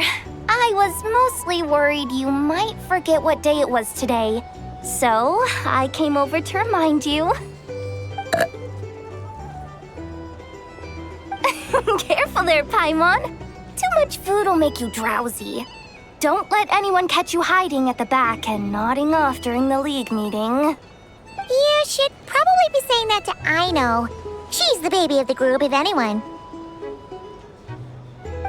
True.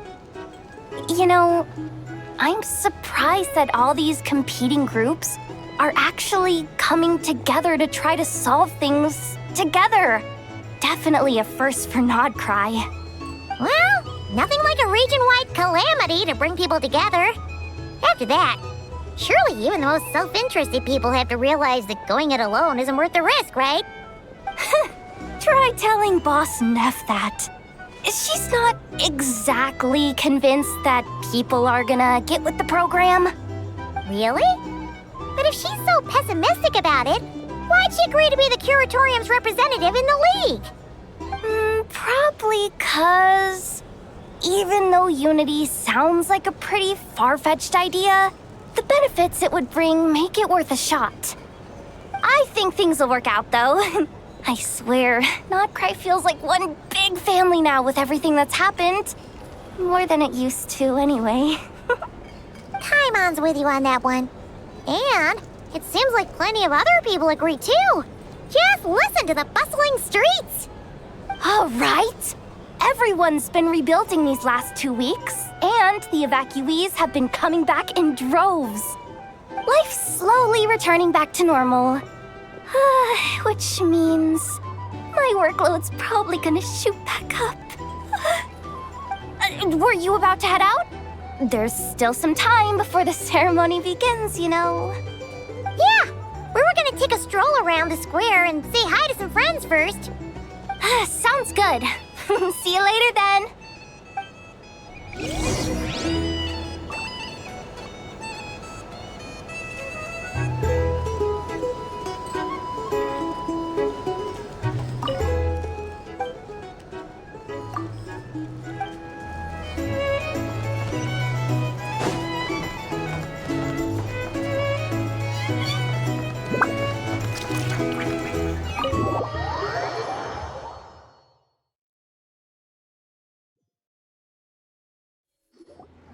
Please accept today's boon.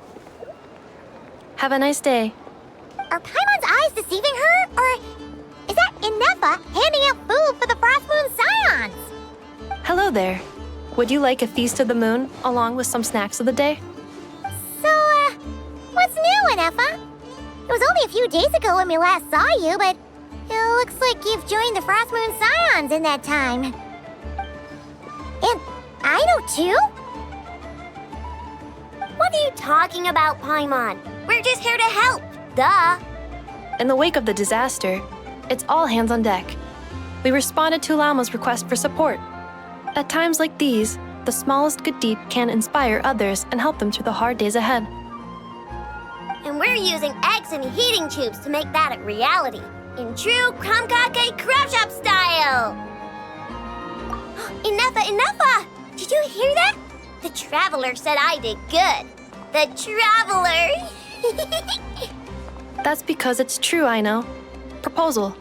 If you can resist eating today's dessert, I will provide you with compliments, too. No way! Well, that proposal got shot down quickly. I need something to get me through the hard times, too, you know. Mom! Yes, dear. Go right ahead. Excuse me. Could I take a photo with the robot lady? She helped us get safely out of Nodcry, and she helped us get back home too. She's the best. Of course she is. And since I'm the whiz kid who built her, that makes me even better than best, right? But you stole my snacks though. Oops. Shall we move to the open space near the center? The view there is better.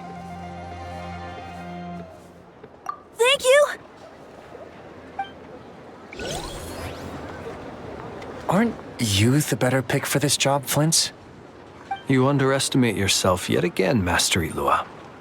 Not at all. I rarely come by Nasha Town. I don't know any of the big shots here. All in good time. Socializing is a step-by-step journey. But you're much further ahead on that road, aren't you? You're not seeing the full picture. You know the truth now. My friends do not understand my habits. There is no question about it. The Lightkeepers need a representative in the League. Someone who is upright, cares about other people, and can realize their self-worth through group action. You say it like you wouldn't make the cut. I am most flattered that you think I would. Sigh a little less, Master Ilua, and have more faith in yourself. All the Lightkeepers agree that you're a very promising young man. That is precisely why Starshina and Nikita felt safe delegating such important work to you. I'm sure we all also agree that we would sooner die of dehydration than manage to wrangle anything out of you in a discussion. My apologies. I am not in the habit of bringing water with me when I go out. Whatever. I'll take the job. By the way, who else is part of this? Oh, it's quite the who's who of Nodcry. There's the Moon Chanter of the Frostmoon Scions, the boss of the Curatorium of Secrets, a representative of the Voynich Guild, and even someone from the adorable Kromkake craft shop. I'm sure you will find speaking with them to be a genuine pleasure. If you say so. I've never done this work before, so I'm honestly a little scared of making mistakes. But I'll do it. Not only is it our duty as Lightkeepers, but because I want to make Nodcry a more welcoming place. An admirable attitude to take. The beacons are lit, Ilua. We're but one step away from breaking through the blizzard. We have the chance to band together and build our shared homeland into an Elysium. This is unprecedented for Nodcry. An opportunity not to be missed. Yeah, you're right. I'll do my best. Quite a few familiar faces have arrived. Let's go, shall we?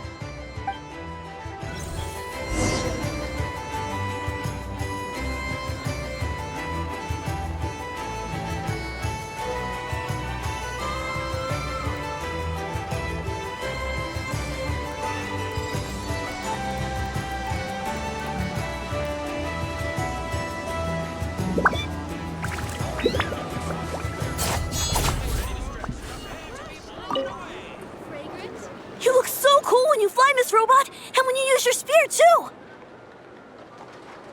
And even though you took my snacks, it's pretty cool that you can build stuff like this. You've got so many inventions. It's amazing! Also... Micah, we need to go now. 1 second! Please take this Feast of the Moon, as well as some snacks. Share them with your mother and your lovely family.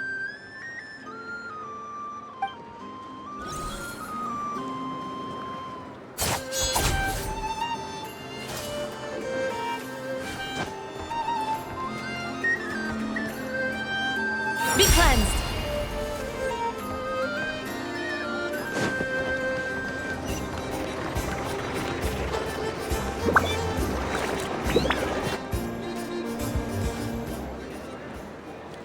Wow! Everyone's here! You seem well rested. I know no one's asked, but I'm sure you all want to know, so let me just say, we're doing great. Thanks.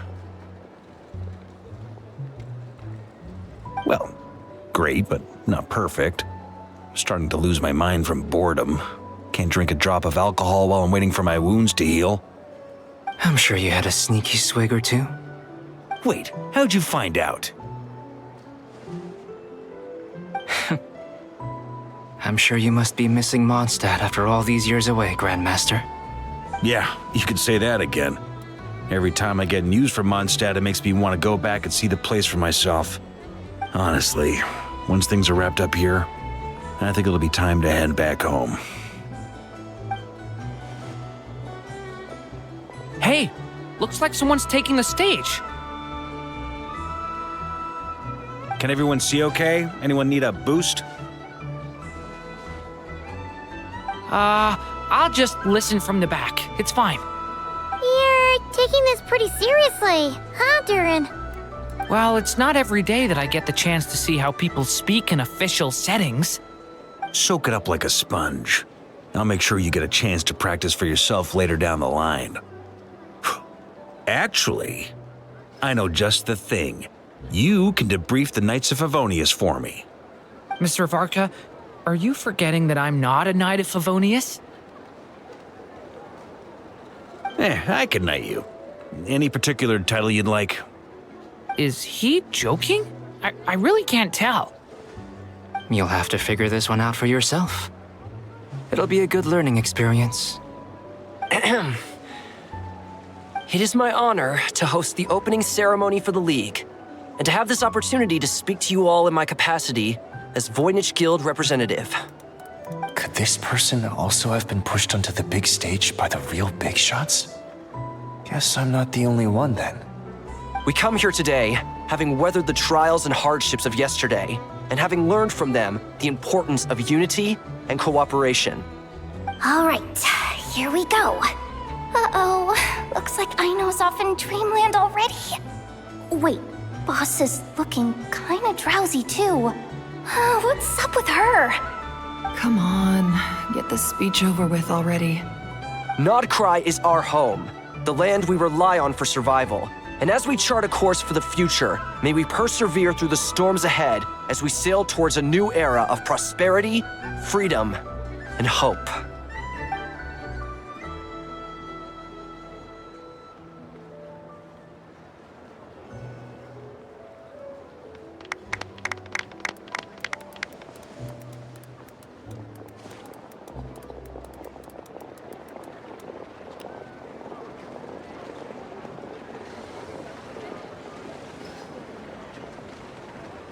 Looks like we'll have more opportunities to travel in the future. I'm sure you'll cope, Lady Moonchanter, given how fleet of foot you are. Unfortunately, I suspect I'll be too busy at the Curatorium to act as your host. We have a busy schedule, not to mention an international network of contacts to manage. It'll be all right. I'll just check your schedule with Yehoda well in advance. And if she's not available, I can simply ask Ashru. You... So giving my employees extra workload isn't enough for you? You're really going to drag my cat into this too? I thought you'd approve. Aren't you forever increasing your employees' workloads? That's a bold statement. Are all the Frost Moon Scions feeling more audacious now that your moon goddess has returned? Columbina's return has brought joy to all who care about her. That includes both you and me. As for the Frost Moon Scions, we are learning how to thrive independently, without relying on the moon goddess. It is up to us to make our home a more livable place. Joining the League is one of the steps we are trying towards that end. I like the word try. It's nice and non-committal. You can opt out at any time and still say you tried. You don't see a bright future for the Frost Moon Scions? Or did you mean the League? I'm just not as optimistic as you. The Frost Moon Scions should count themselves lucky that they have a leader as stubborn and enterprising as you. But Nodcry's a big place, with all kinds of people. Most of them don't enjoy answering to a leader, or even listening to reason. Well, that's where you and your methods come in. Unless the Curatorium of Secrets is only here for appearances. For now, yes. And that won't change until this venture becomes worth my while. What would make it worth your while? Getting out more than I put in. Right now, I'd barely break even, but I'll grant that it's a good start for Nodcry. Then maybe it's worth a try. All right, you can stop now. Or do I have to join the Frost Moon Scions before you'll get off my back? You'd be very welcome to join us. Hey, you two! Congrats on all your hard work! What are you chatting about? Nefer was trying to dissuade me from adding to her employees' workload. Also, she's considering joining the Frost Moon Scions. Sorry, what? Your conversations are always the most interesting.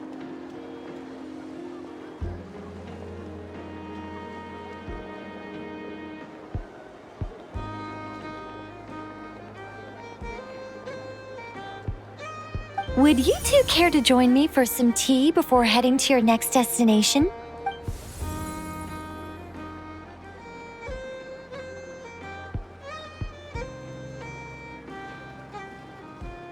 Nicole?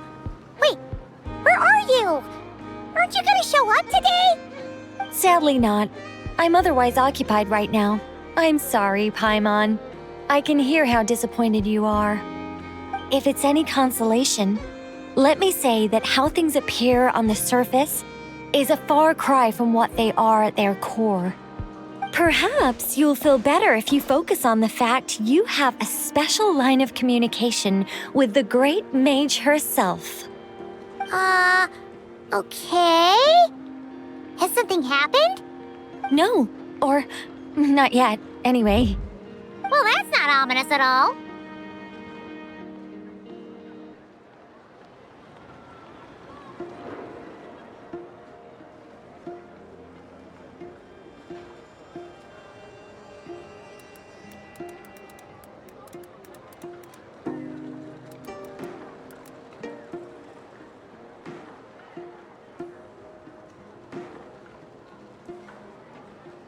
Not for the time being. Just think of this as a general check-in to make sure this communication system is still running smoothly. Besides, it's good to chat once in a while if we want to maintain our friendship. You could have just said so. Paimon got all worked up for nothing. Still, the best friendships are built through face-to-face interaction, you know. It's never gonna stop being weird having tea with you when you're not there and just talking to thin air. All right, fair point. I'll bear that in mind for next time.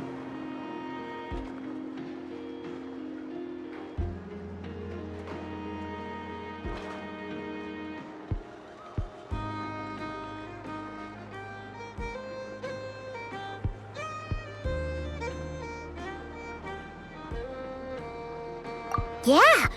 Any update on that crisis at the world's borders? Alice just informed me that they had their work cut out for them. And now everyone's thoroughly exhausted. But they did finally get things back under control. Still, we can't let our guard down yet. The disruption caused by this disaster has made Teyvat easier to detect from the outside universe. She plans to wait for things to stabilize, then reschedule her Mondstadt vacation plans. As for me, I agree with Hat Guy's perspective. This is a time when many new variables are emerging, and the situation is changing constantly. Plus, most of this change is for the worse. We have to remain vigilant and ensure that the embers of chaos are not rekindled. I did notice that the energy in Nodcry changed somewhat after the War of Funerary Flame, but since it was still aligned with the Light Realm, I never gave it a second thought. It looks like I'll have to examine the connections between phenomena I observe more closely in the future. Just doing my duty. It's more or less second nature by now. Of course. To give you the full picture, I'd have to start with the substance from which angels were formed. Never mind. Paimon's right. Showing off my knowledge would be much more satisfying in person. By the way, you did receive the gifts from the Hexen Circle, yes? I'm not trying to claim credit or anything, but my pride demands that I at least mention it. They're quite similar to the protective talisman that Alice gave Dory, but with some very special enhancements. Oh, so that's what kept our friends safe when Dotori trapped them. Indeed. We went to great lengths to make sure they were invisible to his eyes. I'm so happy they came in handy. Still, not fishing for gratitude, by the way. I just want you to be aware that sometimes your friends may be protecting you in ways you cannot perceive. Anyway, I'll contact you if anything else crops up. If not, you know what they say, no news is good news. Oh, my angelic instincts are tingling. They say you should head to the docks next. Your friends are about to board their ship home.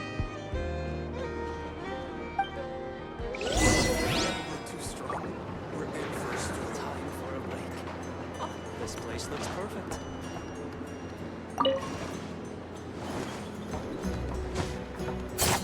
Without further ado,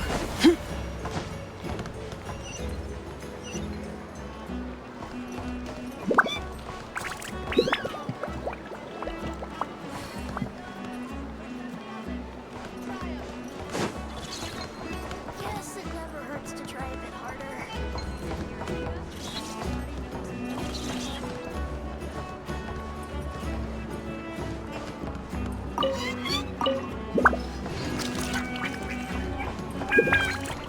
Nothing warms the soul like pipes hot food.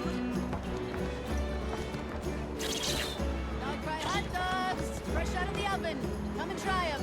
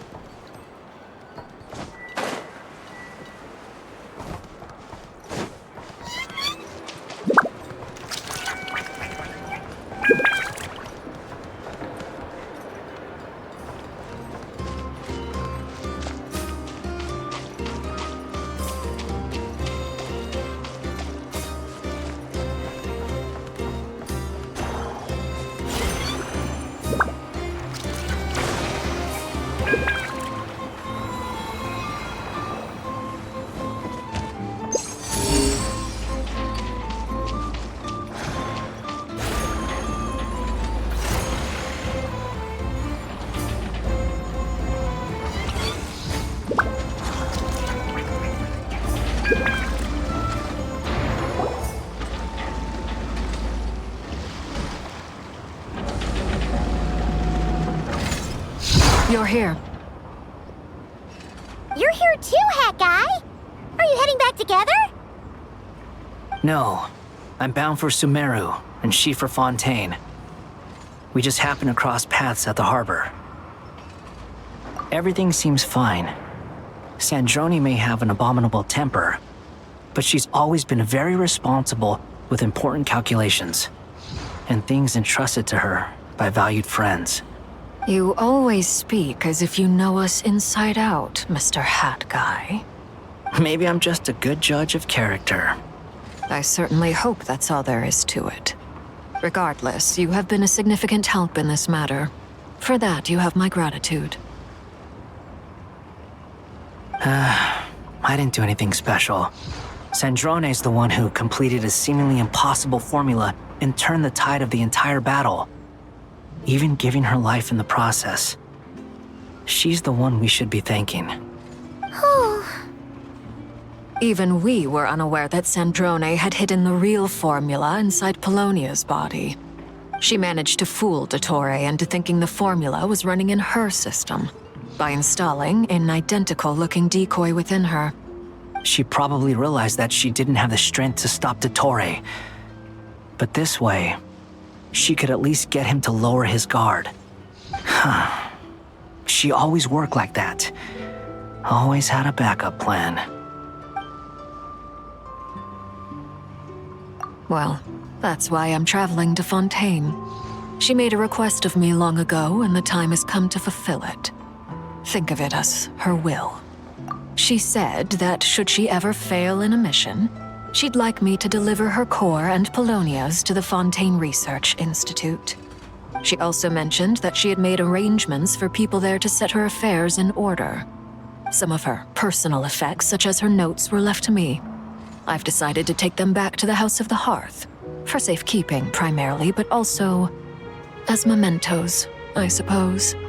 However, there is one book among them that I'd like to leave in your care. I'll have someone deliver it to your residence at the flagship at a later date. No, I was specifically warned not to tell her. This is her last wish, and I will abide by it. I can only hope so, but none of us here can know for certain. I bade farewell to Columbina earlier today. As promised, she turned the iridescent moon's marrow over to me. She spent a long time with Sandrone's body, saying her goodbyes. Oh, is she all right? Sandrone's passing has left a great wound in all of our hearts. It will take time to heal, but Columbina surprised me. She offered me some words of comfort before I departed. Despite being grief-stricken herself, she showed an awareness of the feelings of others around her. She never used to act like this. Clearly, she has grown. And I suspect that we have you to thank for much of the change we are seeing in her. After these recent events, the Tsaritsa has revoked the Pale Star Edict. Snezhnaya now realizes that the arrest warrant for Columbina was just a ploy by Dottore, who coveted her powers. I shall return to Nodcry to see her as soon as I find the time. I hope that from now on, she too will explore more of the world. Columbina Hyposelenia's journey is only beginning. My ship is here. Traveler, Paimon, we shall meet again. You too, Hat Guy. What are you still bumming around for? Isn't Columbina waiting for you? I thought today was the day you'd agreed with her to go find out the truth about your sibling. You're afraid you won't like the truth when you see it. Well, this is new. I was starting to think that nothing could scare you. Don't say that! Wouldn't you be if you were in this situation? Fair point. But I'd say I have more experience facing up to unpleasant truths than the Traveler. They say blood's thicker than water. I know how much you need your family back. More than you need any of your friends. And I'm sure that all your real friends understand that too. No matter what the truth turns out to be, they will stick by you and support you, whatever decision you make. Finding the truth is important. But more important still is what you choose to do once you've found it.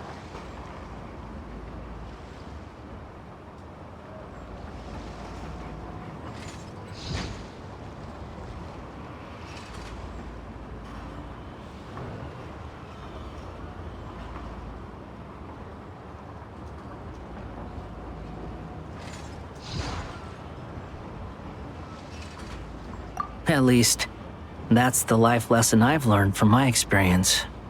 grappling with the truth. What? Now that Dottoro's dead and gone? A little, I guess. But it hasn't solved everything. Maybe I regret not getting to end his life with my own hands. Or maybe it's something else. But for whatever reason, I still feel like I have a chip on my shoulder. Either way, I'm going back to Sumeru. Lesser Lord Kusanali is gonna need help dealing with all the chaos Dottori left in his wake. Not just from this incident, but everything he did in the past, too. You should continue with your journey, as you've always done. Who knows? Maybe we'll meet again someplace else. So, what should we do now? If you want to explore a bit more to steady those nerves, Paimon's game!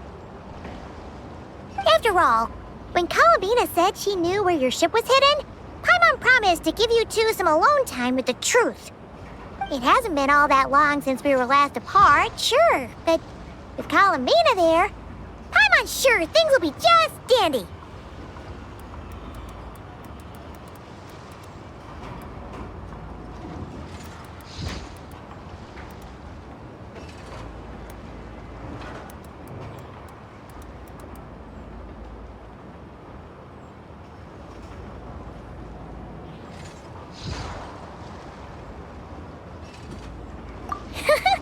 Ain't no biggie.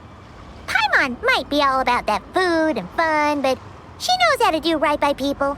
Paimon's sure you'd prefer to digest the news about your brother in peace. But, no matter what you see, just know you can share it with Paimon. Of course, as long as it's not super private. If you can't make sense of something, let's give it some thought together. And even if we both can't figure it out, Paimon can at least treat you to a nice meal.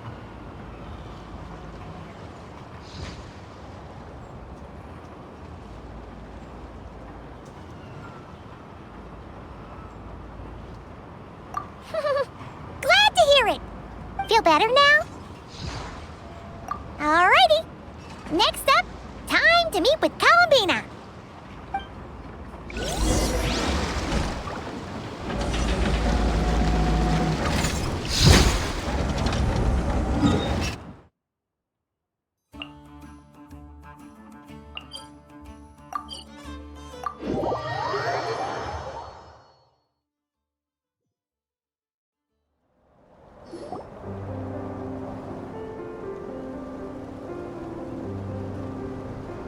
Columbina, we're here! Can't quite believe we're meeting out here. We've gotten used to walking over to Silver Moon Hall whenever we go see you. Well, you're still welcome to go there whenever you want to see me. It's just, now that it's all over, I've decided to make some changes. Try and fit in with the Frost Moon Scions, like Lama suggested.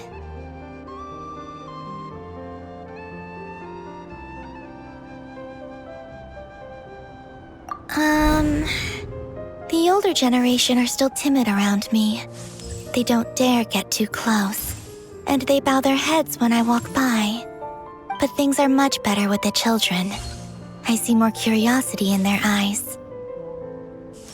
Hopefully, by the time the next moon prayer night comes around, I can enjoy the festival with them as myself, without having to pretend that I'm only dressed up as the moon goddess. You'll do fine, Columbina. Paimon's sure they'll realize you're super nice once they get to know you better. You really think so? When we first met, you thought I was a little up in the clouds. We were just starting out then, come on! So Alma told you, huh? I'm only teasing. I know that I have you to thank for pulling me back down to solid ground. It feels good to finally stand firm on the earth where I was born. Oh, that's great!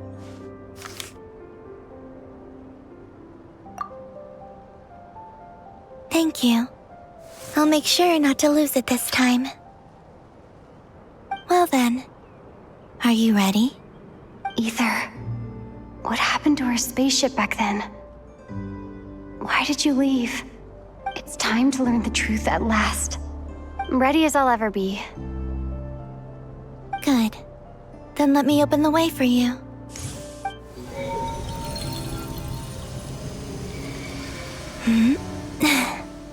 Where does this lead? To our shared destination. Huh? Do you remember me telling you about my missing prologue back when we just met? I said that my story began on the moon. But while I was inside the moon's reflection, I realized that my prologue was really hidden in the future. I just had yet to discover it at that point. The story of the time before I was born was in fact the story of my distant future. It's truly fascinating. But when I obtained the Trilunar Authority and returned to our present reality, I sensed something I hadn't expected. Your prologue. So you mean... Yes, your spaceship. All this time, it has been hidden on the Frost Moon, which lay beyond the sky.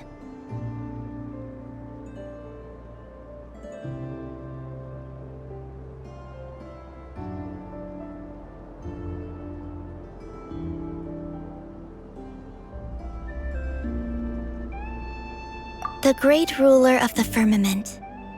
The heavenly principles. Wait, them? Why would they do that? I don't know. Perhaps your ship contains something that is incompatible with Tevat.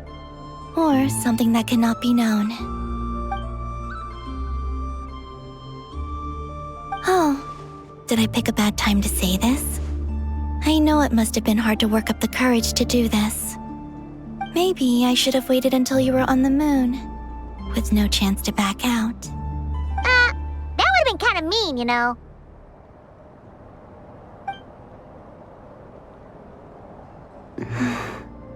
Take me there. Oh?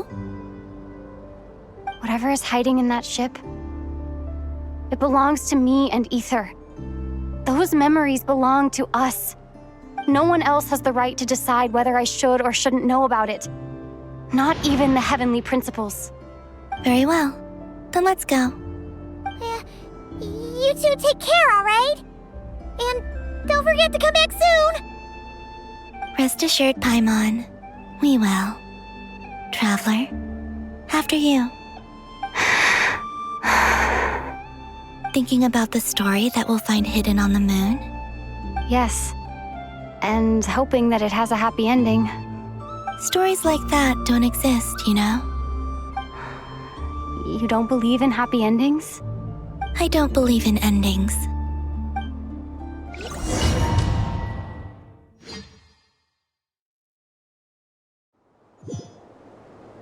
Where am I? This is the pathway I built between Tevat and the Frost Moon. The moon is very far away from us, so it could be a long journey.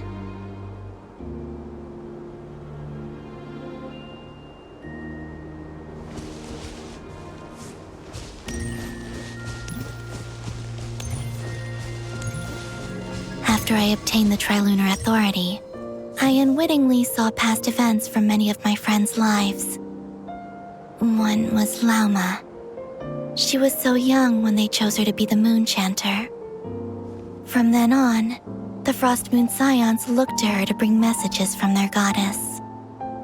But, for better or worse, I had left Hisi Island before she was ever born. It was not until much, much later that she met me.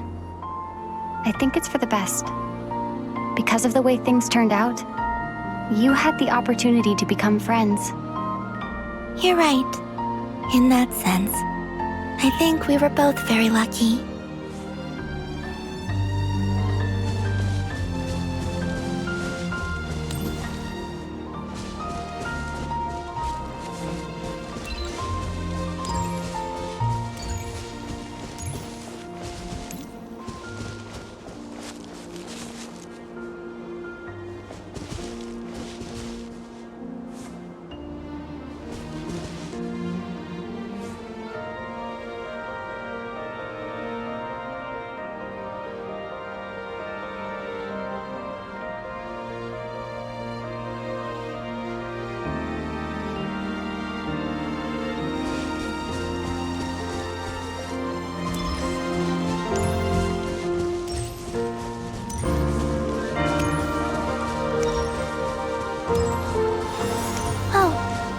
that mage, Nicole.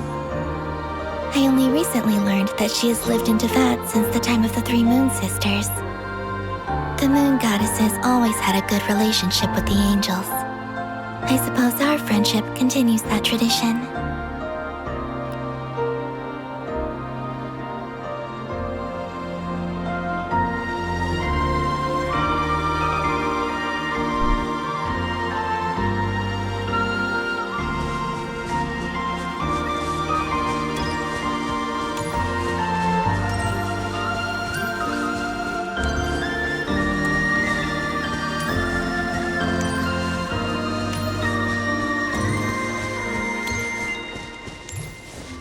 And then there's Sandrone.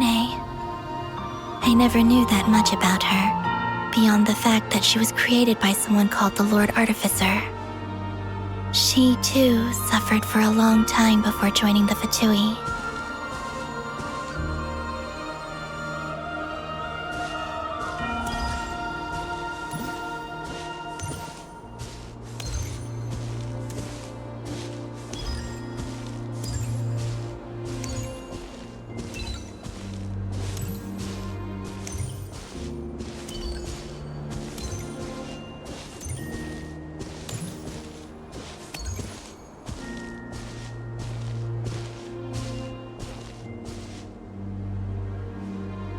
How I wish I could talk to her again, even if only to hear her say nasty things to me.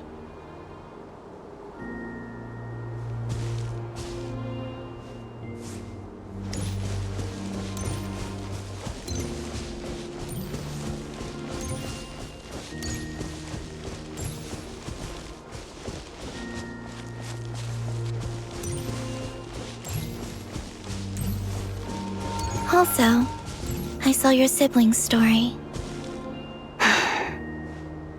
I'm afraid I didn't see much. It seems that he rarely came to the surface where the moonlight shines. But I did notice that back when you first set out on your journey, he would often appear nearby, gazing at you from afar with a guilty look in his eyes. Ether. Let us speak no more of the past. I probably shouldn't reveal so much about my friends. It's not my place. Let the moonlight carry us forth. We are very close now.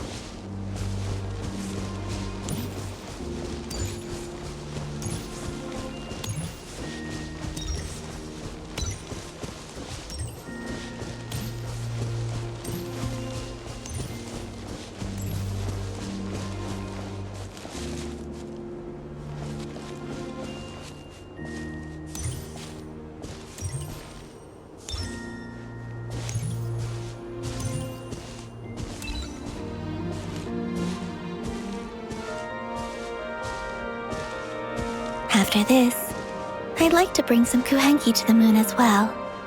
If they're willing, of course. What about your other friends? Will you bring them to visit too? Certainly. But I'll need to tidy the place up first. This home hasn't received any guests in a long, long time.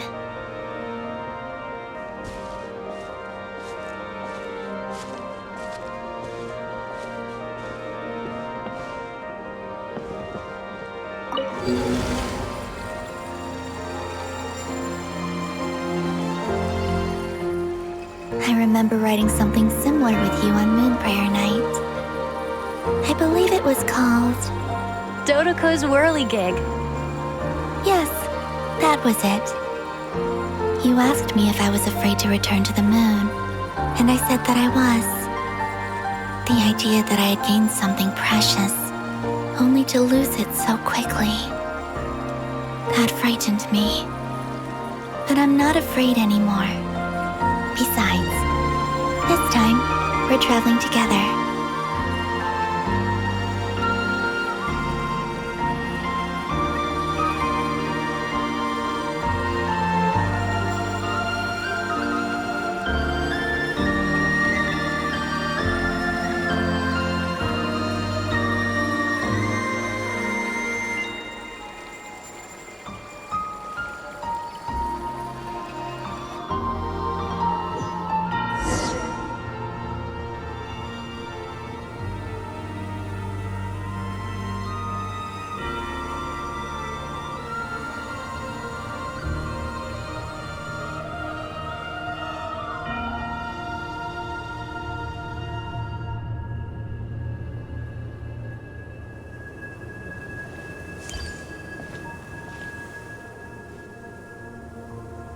We're here.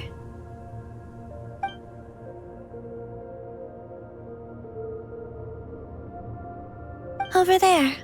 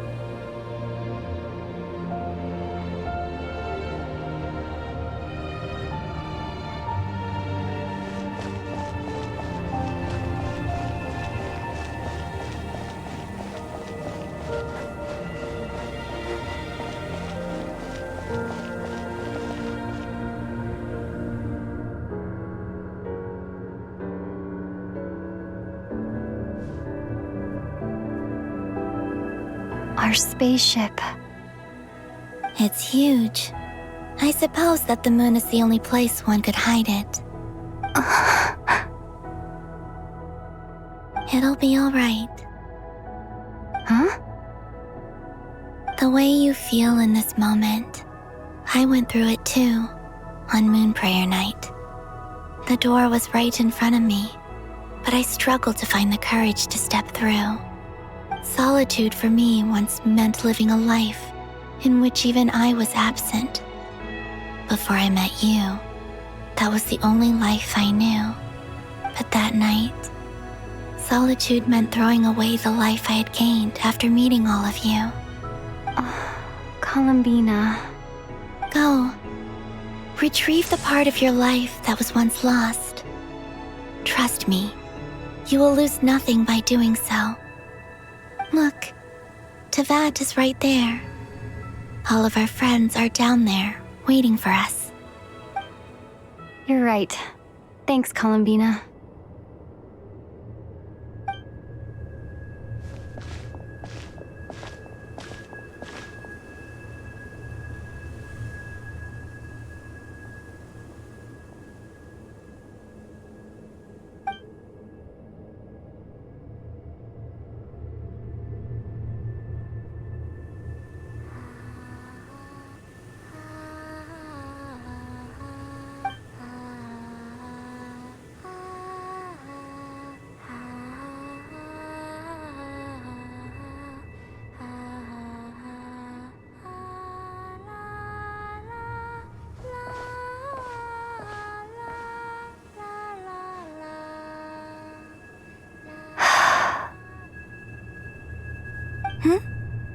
Finished? Yeah. Why did you take your eye mask off? Well, since my return, I've decided to take more opportunities to see the world with my own eyes. Besides, I've always wondered how Tevat looks from the moon. And what do you think? It's beautiful. I could spend a whole day here just gazing at it. What about you? What do you think of the truth you found? I haven't looked at another person's expression in a long time, but I think yours is saying it was neither good nor bad. Keep this up, and it won't be long before you give Nefer a run for her money. Oh, I don't think that's going to happen. I'm much more used to sensing what's going on around me with Kuvaki. I think I'll save my eyes for seeing special moments I really want to remember. I read the spaceship's flight logs. I always assumed that this was my first time in Tevat. I thought that Ether and I must have been hibernating in space for centuries on end, but the logs show that our spaceship flew over the skies of Tevat once before. A long, long time ago. Flew over? So you didn't land? No. The ship barely came to a stop before flying on again. After that, it continued traveling through space for a long time. Some of the data is corrupted, but I suspect that it kept flying for thousands of years. It was only after that that the ship made a forced landing in Nodcry. When Ether found me, he came from outside the ship. Could this mean that he left the ship long before I did? Maybe even during our first pass over to Vat? Are you all right? Yes. I can feel that the truth is coming together, one small piece at a time. I remember Ether telling me that when he first arrived in Conria, he could not recall the past. So this might be something that even he doesn't know. Here, I made some space for you. Your mind must be racing, and this seems like the perfect place to relax and clear your head. Oh, wait, there's one more thing. What is it? Wait here a moment.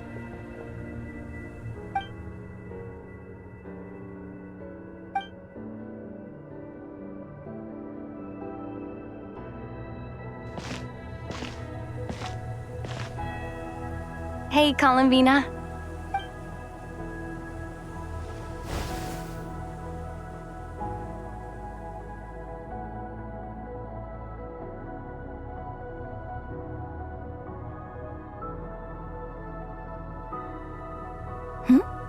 Is that a new outfit?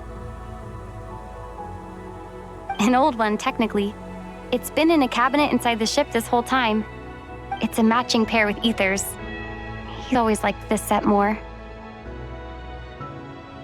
Huh. I don't think there's a huge difference. Really? Yes. It's still the same you. You're the same person, no matter what clothes you wear. Only Columbina would make an observation like that. Traveler, do you consider Tevat your home? Home is wherever Ether is. But then, after all the time I've spent here and everything I've been through, yes, I'd say it's my home. Would you change your answer if Tevat changed appearance? I mean, if the truth about Tevat turned out to be different than what you thought. I don't know. But I don't think so. The truth is not what matters most to me about Tevat.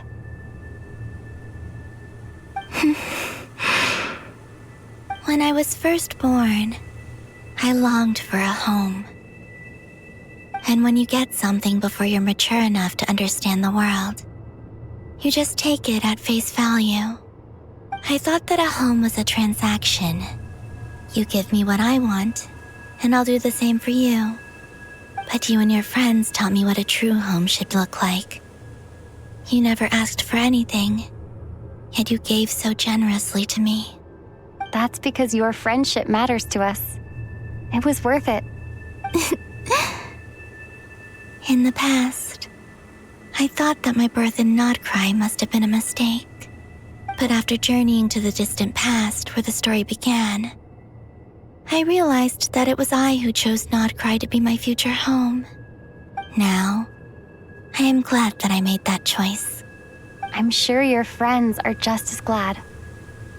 In fact, I intend to make the same choice today as I did back then. What do you mean? Well, I've given the Eternal Moon's Marrow to Lauma, and the Iridescent Moon's Marrow to Arlecchino. And now, I shall return my Kuvagi to Nodcry again, that it may continue to protect my chosen home. Wait, but what about your body? Oh, are you worried that I'll disappear again? I won't. Not this time. The Frost Moon has now entered the fall sky, and I am the Trilune Goddess. I am only returning to Nodcry the part of me that it needs. I am giving what I can, because my home is worth it. Oh, and I have something for you, too. For me? Yes. Come closer.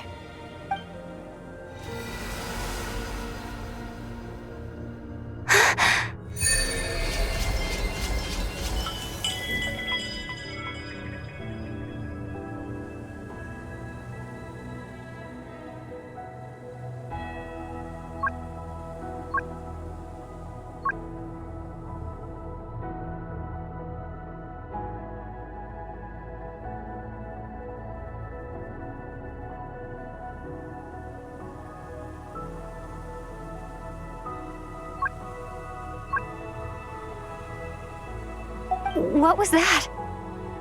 I lifted some of the restrictions this world placed on you. I trust this will help in your future adventures. My power. It feels like it's grown. I can use the elements more freely now. Thank you. This will be a great help. You're welcome. I see you as family, and after everything you've done for me, In fact, no. It's not because I owe you. It's because you're worth it. Here, this flower is for you.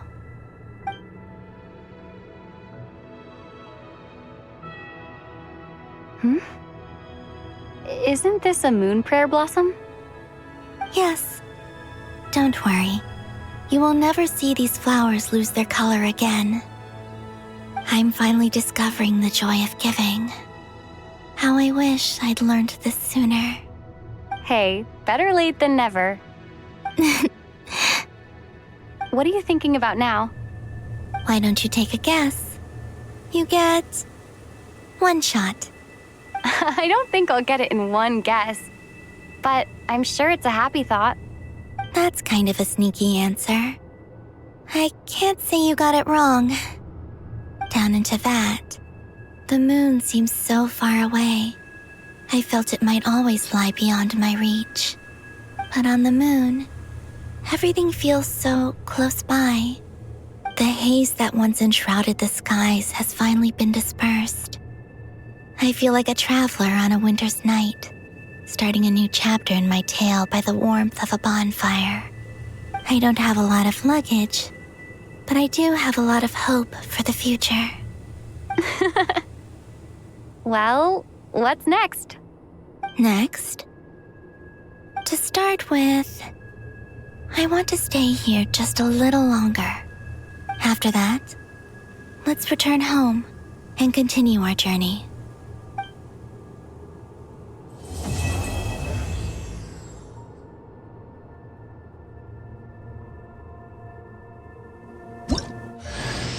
These clothes bring back so many memories.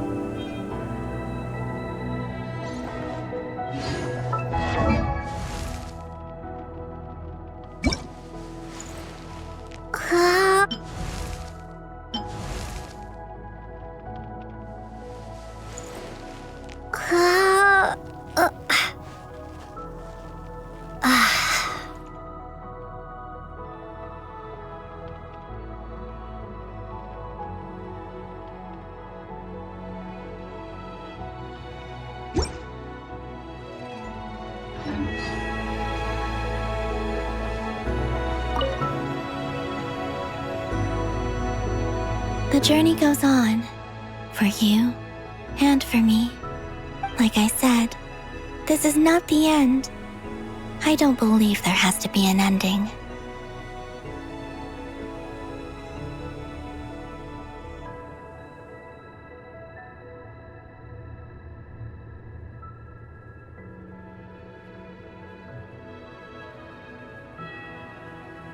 Oh, is that your next destination? Most people would probably tell you to pack some warm clothes. But I experience things differently than most people, so I can't know how cold it is. In fact, it is home to quite a wondrous heat source. I think they call it Kreshnik's torch. Every city in Snezhnaya is built around one of those. I sensed the energy it gave off as I was passing by on a railway train. It felt grand and distant. I also recommend the Korolievsky troupe in Snezhnograd. They give performances quite regularly, and entry was free for harbingers. I liked them a lot.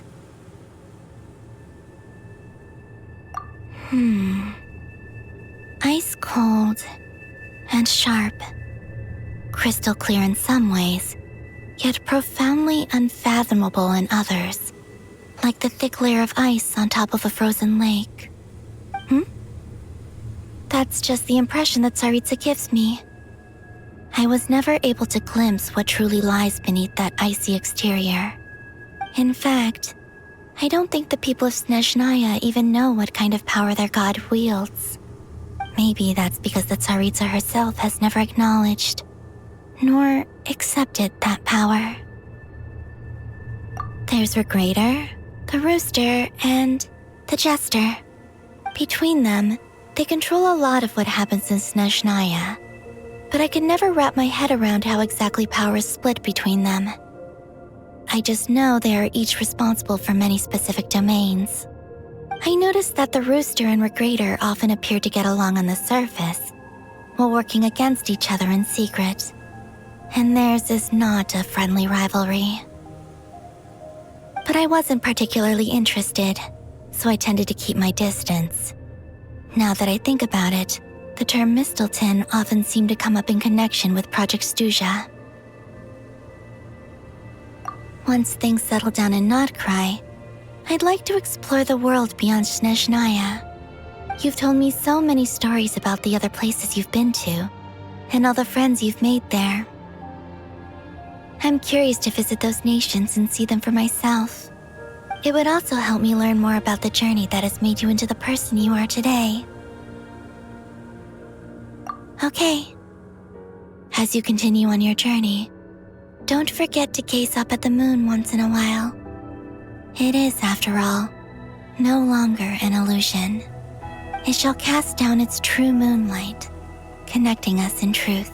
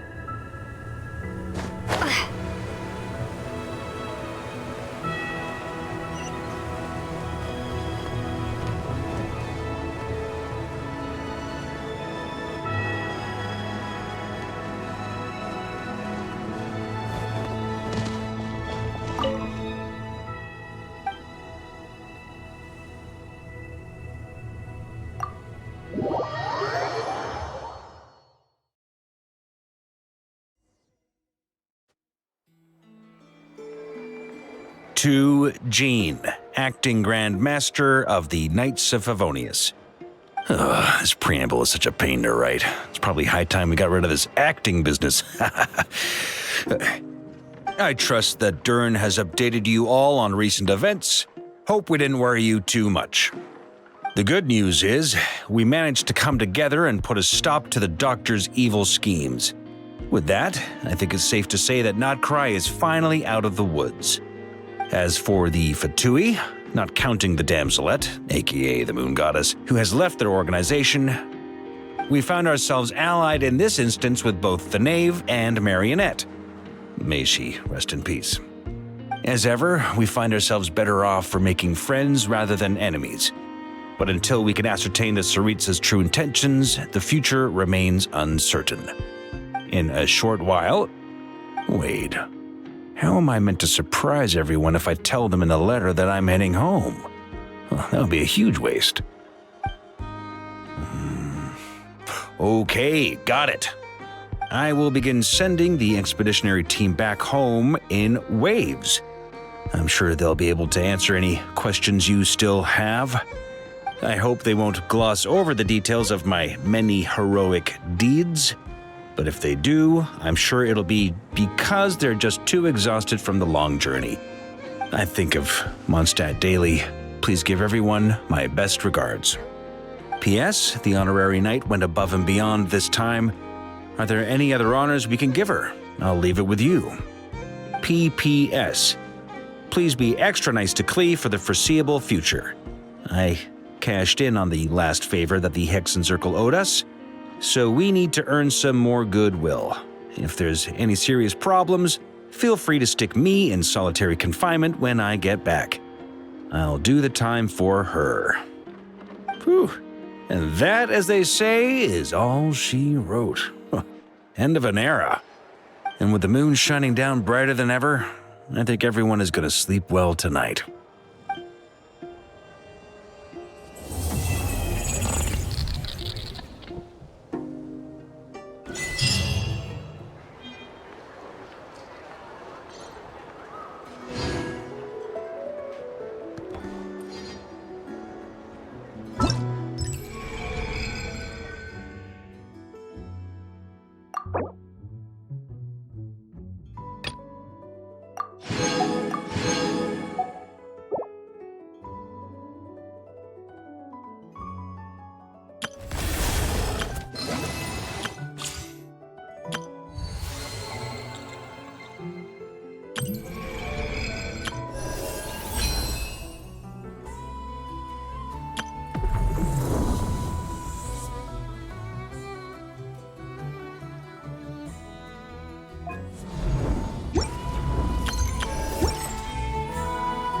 The whole world shares the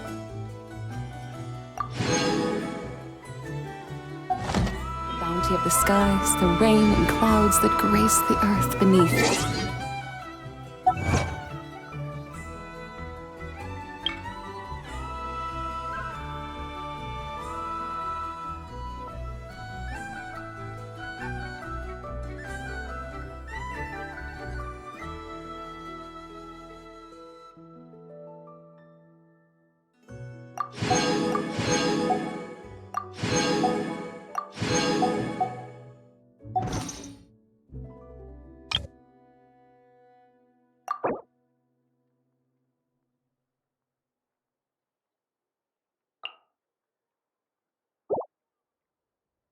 The moon was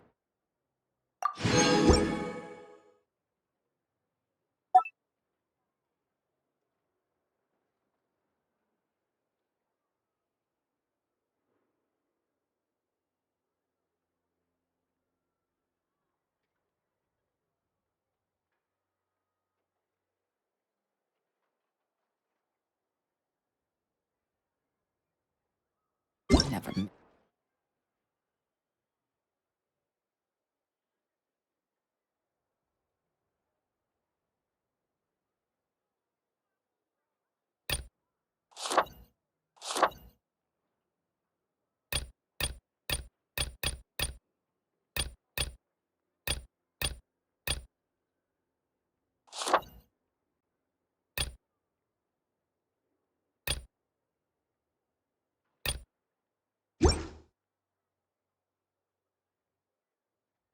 To be a fool.